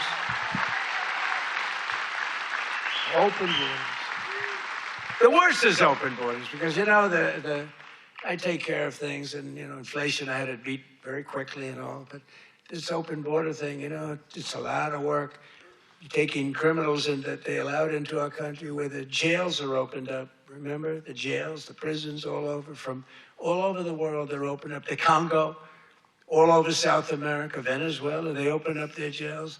We got to get them out. I mean, it's really, really, we can never forget what that group of morons did to this country. We can never forget. And we've got to win the midterms. That's why we've got to win the midterms. As we bring trillions of dollars pouring into our country from overseas, we're also making America affordable again, a problem caused totally by the crooked Joe Biden administration. I mean, you know, I inherited this problem. They say, prices are too high. I just took over. They said, I'll never forget, I come here, I'm in 3 days, I have a news conference, 3 days into my administration. What about the price of eggs? They've gone up like 5 times more. I said, I just got here. I didn't know about it. I'm sorry. And we got eggs down very quickly. You didn't know about it, really, because last time I checked, you campaigned every single day on saying you're going to lower the price of eggs on day one. You're going to make groceries affordable for Americans. You're going to bring energy prices down. You're going to bring housing prices down. You said on day one, we're going to lower these prices. And the egg prices are out of control. Apparently, it was a huge deal during the 2024 campaign, but now you didn't know about it and you didn't suspect that people would be caring so much about it. Remember, you also said you would end the Ukraine war on day one. I know that was hyperbole, and I know you were saying you would get it done quickly, but you're in your second year now, and that war has only gotten worse. Remember, you said you would end the genocide in Gaza. Well, you didn't call it a genocide. You said you would end the war with Hamas. Well, that's not over. The fake ceasefire, that's what it is. A fake ceasefire is nothing but a fake ceasefire. Israel is still violating it multiple times a week, multiple times a day, killing civilians at large. That conflict is nowhere near settled. Remember, you said you would release the Epstein files. Remember, you said no new wars. We're bombing Venezuela. We're killing random fishermen in the middle of the Pacific Ocean. We're preparing to strike Iran again. We already bombed Iran last summer, by the way. So I'm not sure exactly when America is going to be great. I don't know when the winning starts, but maybe you'll tell us about it, Mr. President. You remember? But I was standing there. I'm so happy. I just won. I thought the press was going to be so nice. And some lunatic right there, actually. What about the price of eggs? Eggs have gone up. I said, no, tell me, give me a little, because I don't know. I just got here. I'm sorry. But I fixed it. Now I fixed it pretty much all, but it's going to go down even further. No, but they caused the problem. And then they came up, it's a word that they came up with, affordability. Every time you hear the word, remember, they're the ones that caused the problem. And first time you heard about it was like a few months ago. This election's all about affordability. Well, they're the ones that caused the problem. But nobody knows that. People forget. So they say, oh, affordability, let's vote for the Democrats. It's absolutely ridiculous. He's like, the Democrats came up with affordability because they're finding a way to make fun of Trump and they need something to run on. It's like, you have been the president for the past year and they are trying to address the affordability. Now, to Trump's credit, I will say a lot of the establishment Democrats, the status quo corporate Democrats, just looked at what Mayor Zohran Mamdani of New York City did so well, which was actually campaigning on affordability. Mamdani's entire campaign in New York was about expanding public social safety nets and pursuing dignity for workers and regular people in New York, whether it's through free childcare, buses, or freezing the rent. The rest of the Democrats just started using affordability as a buzzword, and we'll see which ones actually fight for affordability and which ones just pretend, the same way that Trump pretended to care about affordability. Affordability. They caused a tremendous price increases. It was caused by the worst inflation we've ever had. And they come up with this word affordability. And I saw it even, although you're not hearing it so much anymore. You know why? Because the prices are coming down so much. They don't want it to be an election based on lower prices. But we're bringing down the lower, I like that term better. It's the lower prices. We're bringing them down. But we inherited the highest prices in the history of our country, and we've rapidly brought them down. And that's what we want to do.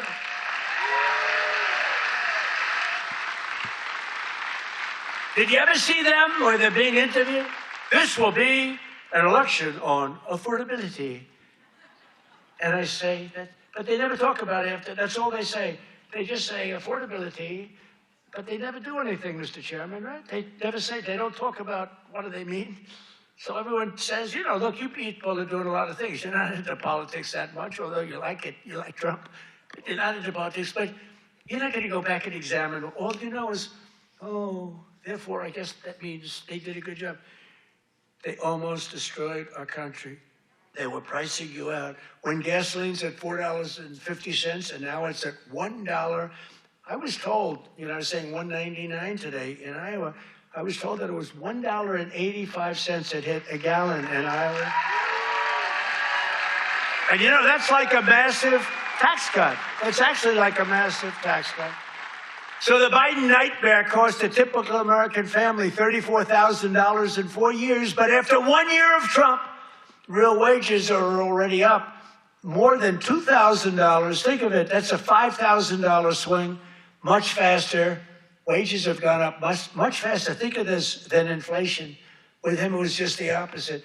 Wages in the United States in the last year have gone up And remember, the first part of the year, actually you could say almost the first year, I was fixing the country from the horror show that we inherited. Grocery prices, airfares, hotels, car payments, and rent prices have all come down, and they've come down very fast. And thanks to our tax cuts, millions of Americans will soon receive record-setting tax refunds, an average of more than $1,000. Think of that, $1,000 compared to last year, $1,000 just in what you're going to save with some of the tax cuts.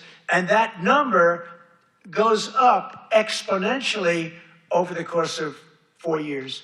So it's amazing. It's called the Great Big Beautiful Bill.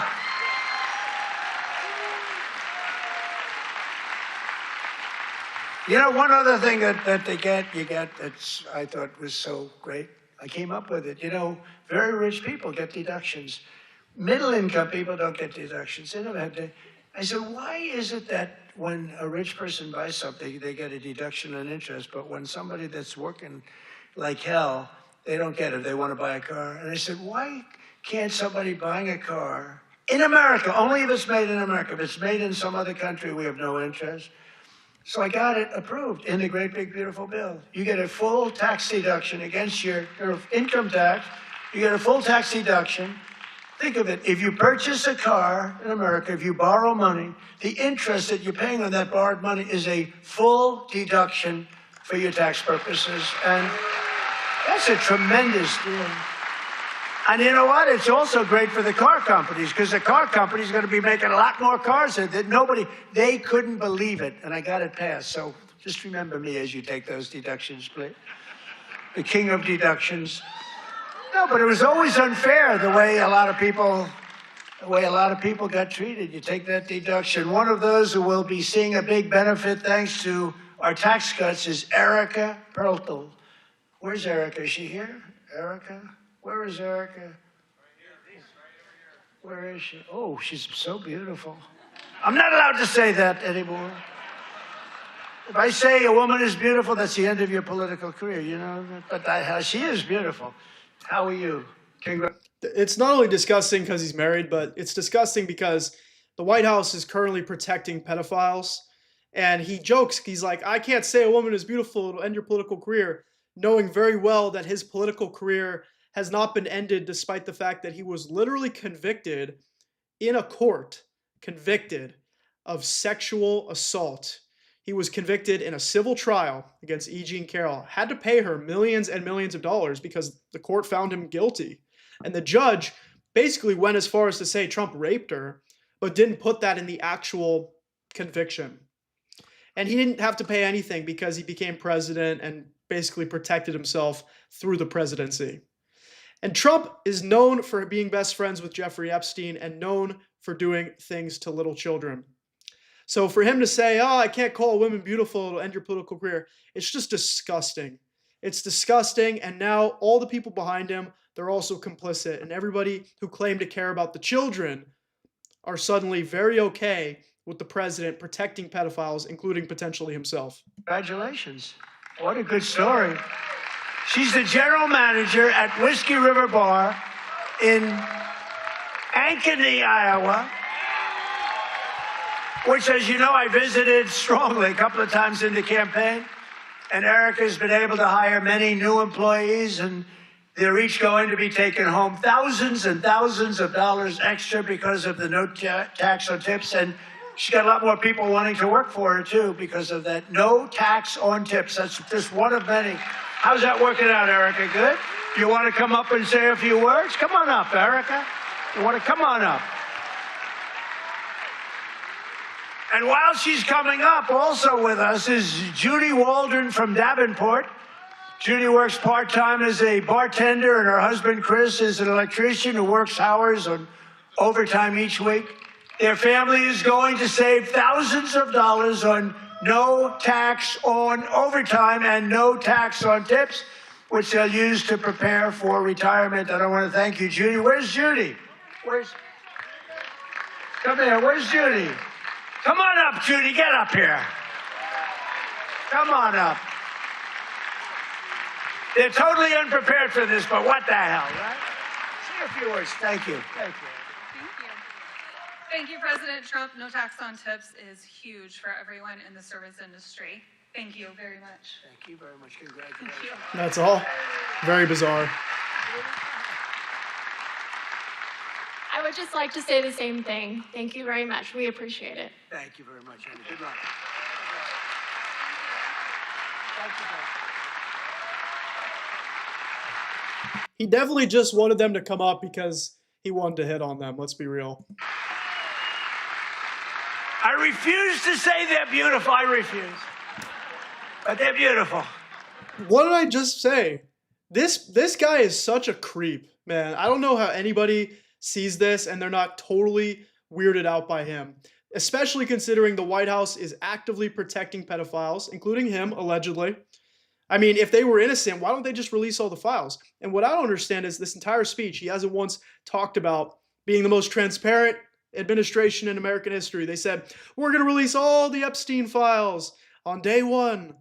And Pam Bondi, the Attorney General, said, the files are on my desk. Pam Bondi, by the way, who I think Trump picked because he's attracted to her. Same with Kristi Noem. He wants to have some women around him that he can objectify and women around him that he can just be a total misogynist towards. That's who Trump is. He's a classic misogynist, and he treats other countries the way he treats women. Look at what we did to Venezuela. Do all people look He sees a defenseless country like Venezuela and just pounces. It's true. like that in Iowa? I don't think so. Thank you both. Congratulations, too. Great. That's great. We're not supposed to come up, but I looked at both of them and I said, get up here. We're also pleased to be joined by Governor Kim Reynolds. Kim, thank you. Thank you. Thank you, Kim. Great. A man who's become a real star, Treasury Secretary Scott Bessent. Scott. He's become a star. He's done a real job. He knows his business. And he's a big cutter. He cuts a lot of things. Small Business Administrator, another real star, Kelly Loeffler. Kelly, thank you, Kelly. Thanks, Kelly. Great person. Those are great people. Also with us are Representatives Ashley Hinson. These are people running for office. We have to vote them. Randy Feenstra, Marionette Miller Meeks, and Zach Nunn. I want to thank you. Thank you. And I want to tell you that they're all great and they're all running and they should be in good shape, but you got to get out and vote. Got to get out and vote. Iowa Attorney General Brenna Bird. Where's Brenna? Hi, Brenna. Boy, she was early to endorse me. She was so early. We appreciate it. We'll never forget that. That was great. Thanks a lot, Brenna. And you're doing well. I hear you're doing great, right? Thank you. She's running again. You got to vote for her. State House Majority Leader Bobby Kaufman. Bobby. Guys, you gotta move her there. Thank you, Bobby. Great job. Great family. Former State Senate President Leader. Now, I have to tell you about this guy. He endorsed me, the first person in the entire United States of America. It was a year before I even knew I was running, he endorsed me. He endorsed me because he thought I would be good. I wasn't even thinking about running. He was so early. He was the first person in the United States, before my wife, before my kids. State Senate President. He's a Marlboro man. He looks like the Brad Zahn. Where's Brad? Where are you, Brad? Come on up here. Get up here, Brad. And state representatives Heather Hora, Derek Wolf, Brooke Bowden, and many other wonderful members of the Iowa State House. I want to thank you all for being here. Brad, you got to say, look at this guy. Can you talk, Brad?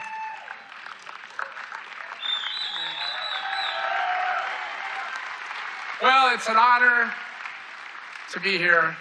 And, you know, my wife is a Fox News junkie, and she loves... Just going to mute him for a sec because he's less relevant. I just want to say thanks for watching. We'll keep going until Trump is done, and I just want to make sure for posterity's sake we get the whole thing live. but it's an absolute slop fest. His classic hits, nothing really relevant. If anything, he's talked about running for another term. Let's hear from him more. Do that. Do whatever he wants. He was so early. I said, who the hell is that guy in Iowa that keeps endorsing me?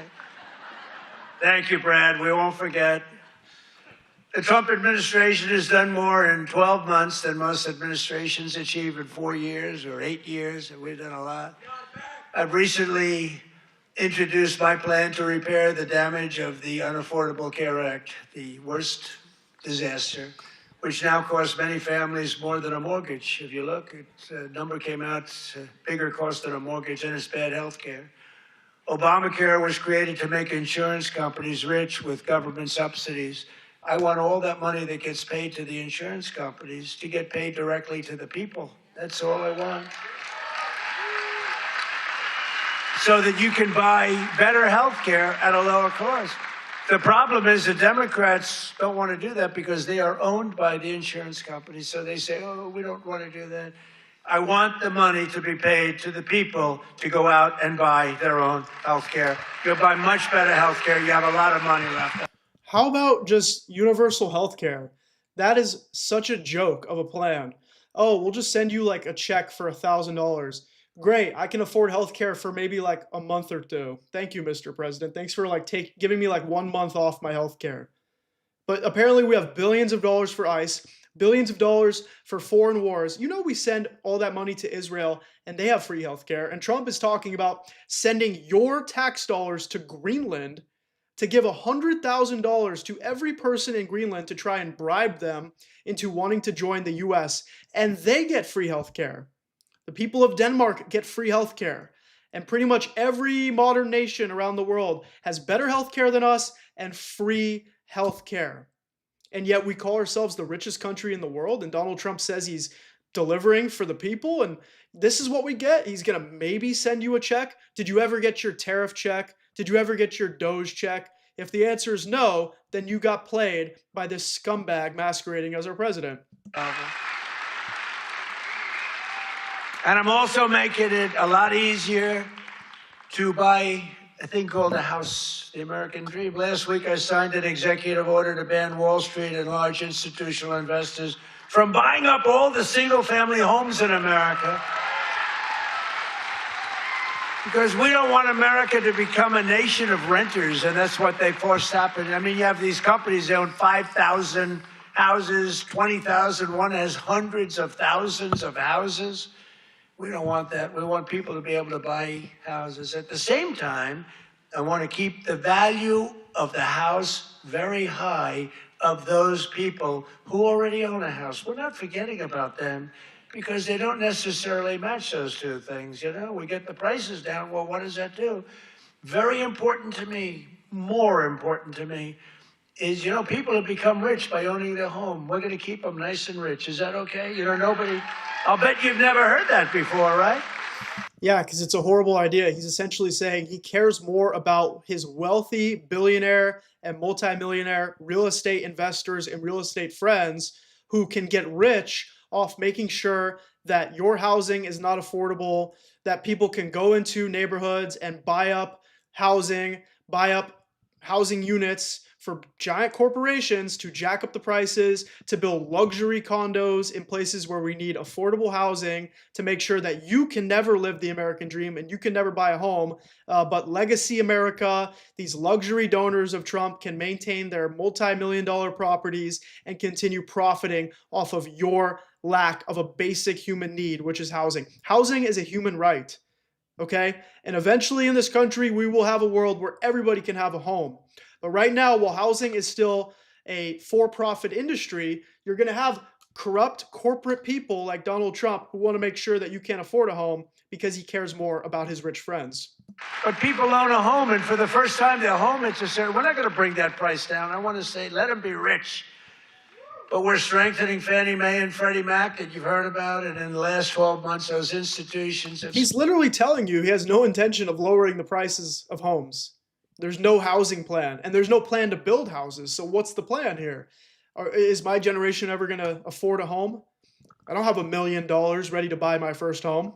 Supported over 22,000 Iowa families in purchasing or refinancing and saved over 3,000 Iowa families from losing their homes. We've come out and really helped a lot of people keep your home. And despite a bad Fed chairman, a guy that has we call him too late. He's too late. Jerome, too late, pal. He's too late. He wasn't too late before the Democrats on the election, and he was too early. But he wants to keep rates as high as possible. Despite that, we've driven rates down. You know, when you're really good, you can get them down despite everything, because ultimately, it just sort of follows nature. Mortgage interest rates are now at the lowest level in 3 years, and new mortgage applications are up 30%. By the way, when we have a great Fed chairman, I think we're going to have one, I'll announce it pretty soon, you'll see rates come down a lot. And refinancings are up 100% compared to the end of the Biden term. Up 100%. We're also working tirelessly to bring back a thing called law and order. You know, there was a time.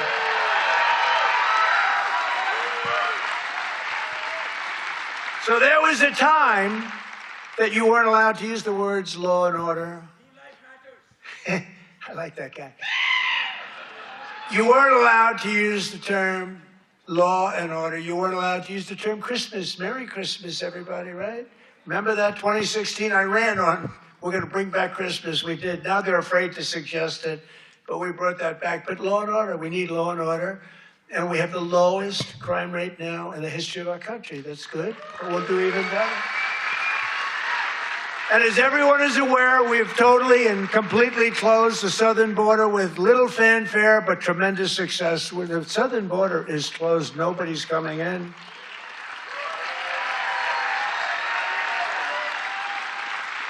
That's right. Nobody is able to come into a country except for those that come in legally. We want to have people come in legally. We need people to come in legally, but they have to show that they can love our country, not hate our country. They have to show that they're not going to blow up our shopping centers, blow up our farms, kill people. They're coming in legally, but they cannot come in unless they come in legally into our country, and we're letting some great people come in. They have to show that they can love our country. They have to be proud. Not like Ilhan Omar. Did you see that wise guy? You know, she's always talking about the Constitution, provides me with the following. You know, the Constitution, she comes from a country that's a disaster. So probably it's considered, I think, the worst. It's not even a country. Nothing like Trump mocking a public servant, a congresswoman, for talking about the Constitution. That's how you know he thinks the Constitution's a joke and he can only pick and choose which parts of the Constitution he actually wants to follow. And it's funny to see the Second Amendment crowd, the pro-2A crowd, suddenly really care about people bringing guns to protests when it comes to Alex Preddy, who, by the way, it's now confirmed, 2 ICE agents shot him at the same time. He was being killed by 2 ICE agents. Okay, it barely has a government. I don't think it does. They go to one thing, pirates. But they don't do that anymore. You know why? Because they get the same treatment from us as the drug dealers get. Boom, boom, boom.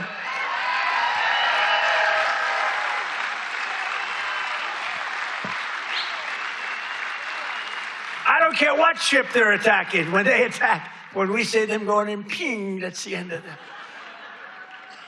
It's amazing. You know, I don't know if you know, drugs coming in by water is down 97%.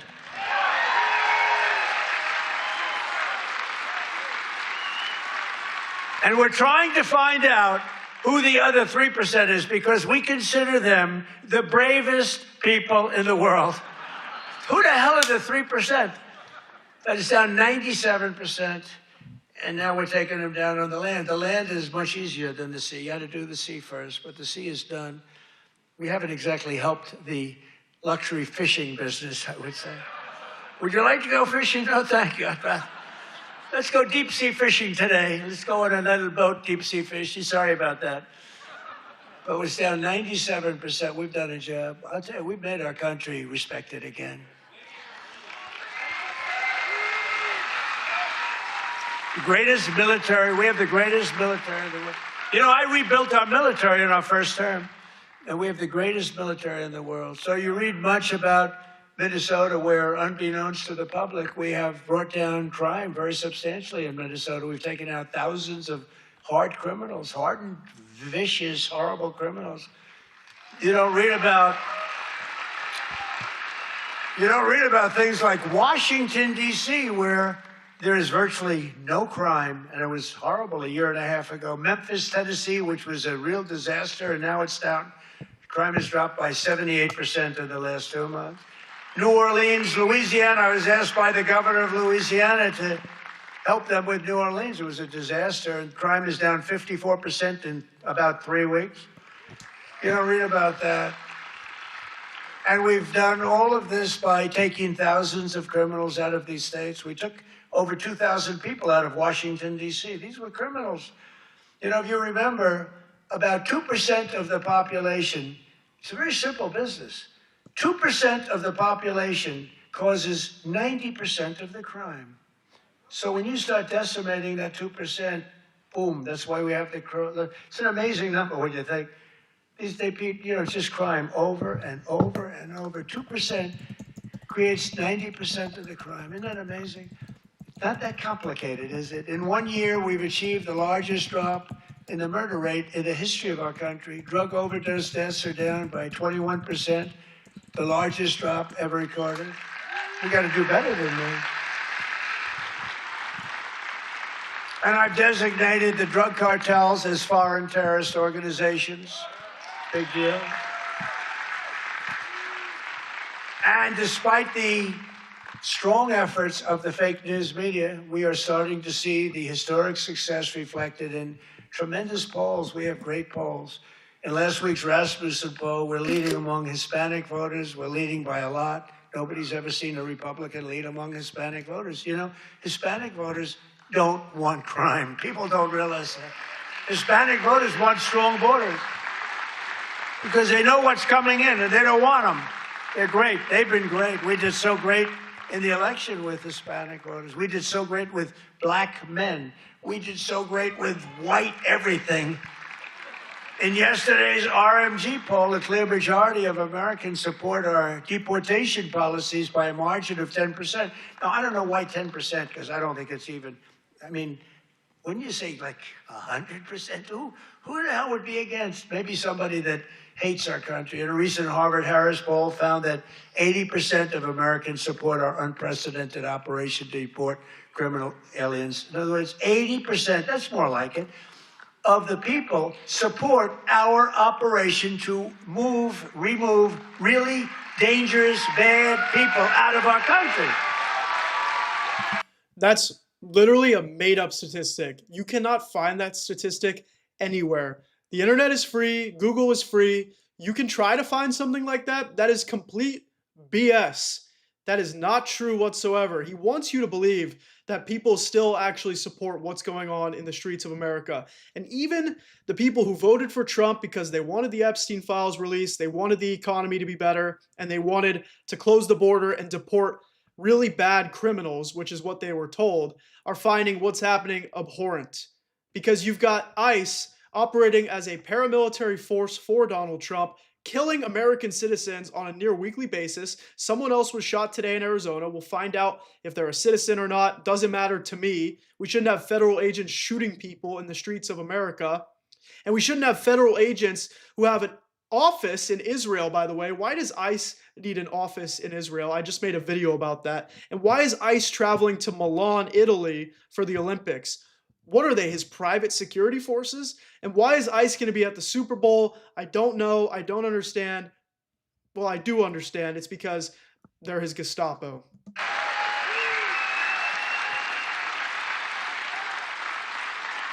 And in a Reuters poll that just came out, Republicans are leading on the economy by a lot and leading on immigration by a lot. And the crime, they're leading by a real lot, by almost 20 points.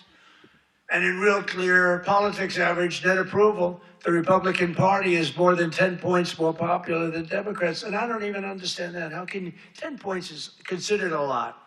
But to me, I mean, how is it 10 points when we've done all these things? They've done only destroying our country. They would destroy.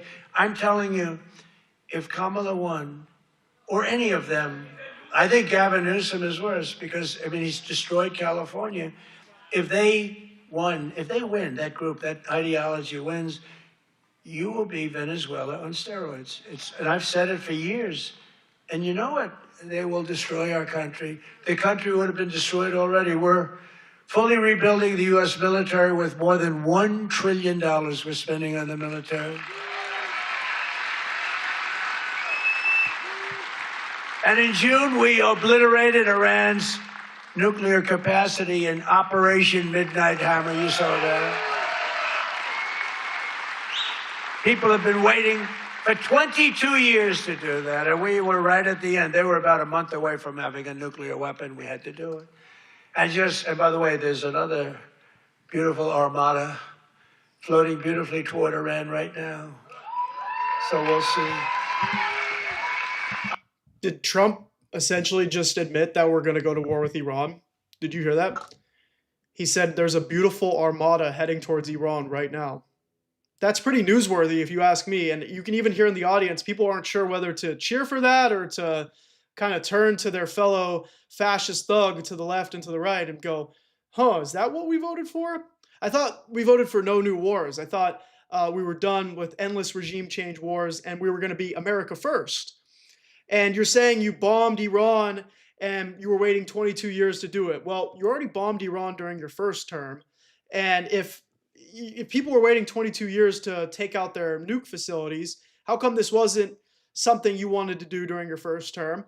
And how come Benjamin Netanyahu, the war criminal who's leading Israel, has been saying for 22 years that Iran is 1 month away from a nuke, 2 weeks away from a nuke? 2 weeks sounds a lot like what this fascist pig says all the time.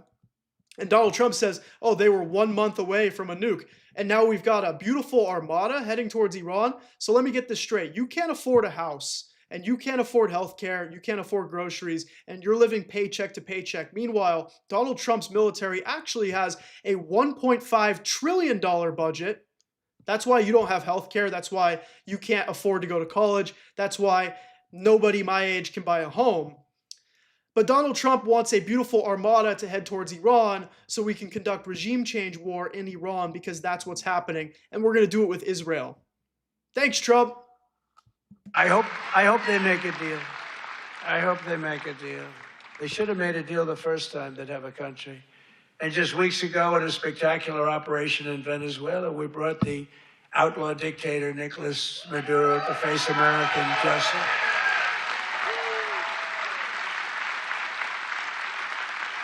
In one of the most brilliant, lethal, quick, they've never seen violent operations ever seen, military operations ever seen. Nobody was killed, not on their side, a lot of people, unfortunately, I have to say a lot. We went into a very big, powerful military base with a group of unbelievable, talented, patriotic people that love our country. You couldn't hold them back. You know, the weather was off for 3 nights. It was not good, so I delayed it. The next night it was okay, but not great. I said, General, sir, they're ready to go, sir, they're okay. I said, but the weather's a little bad. They said, sir, they're ready to go. I said, God bless you, General. And boy, did they do a job. Joe Biden and his allies, in conclusion, in Congress did everything they could to destroy our country, but they failed. And today, after just 1 year since my second inauguration, you know, we have a new hat. It's called America is Back. America is back. Our border is secure. Our spirit is restored. Inflation is stopped. Incomes are up. Prices are down. Our economy is roaring. Our workers are thriving. And our country is winning again, winning like never before. We've never had a period of time like this. You've never had a period of time.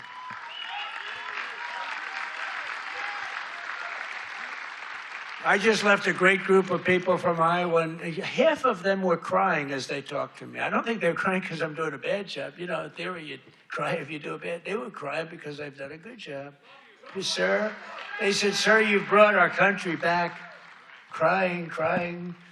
One woman was fantastic. She grabbed me and she put her head right there, and her tears are pouring over my beautiful It's suit. almost I over, figured I'd folks. get You it. can tell Grandpa's getting And I tired. checked it out, and there was a lot of makeup all over. I said, what the hell am I going to do? I got get myself in trouble. No, but she was crying, and I said, don't cry, be happy, be happy.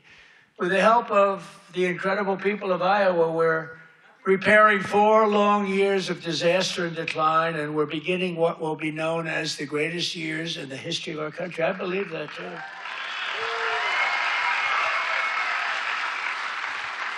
We are entering a period that will be called the golden age of America. That's what's happening. So together with all of you, and you were with me from the beginning, all 3 times we won by a lot.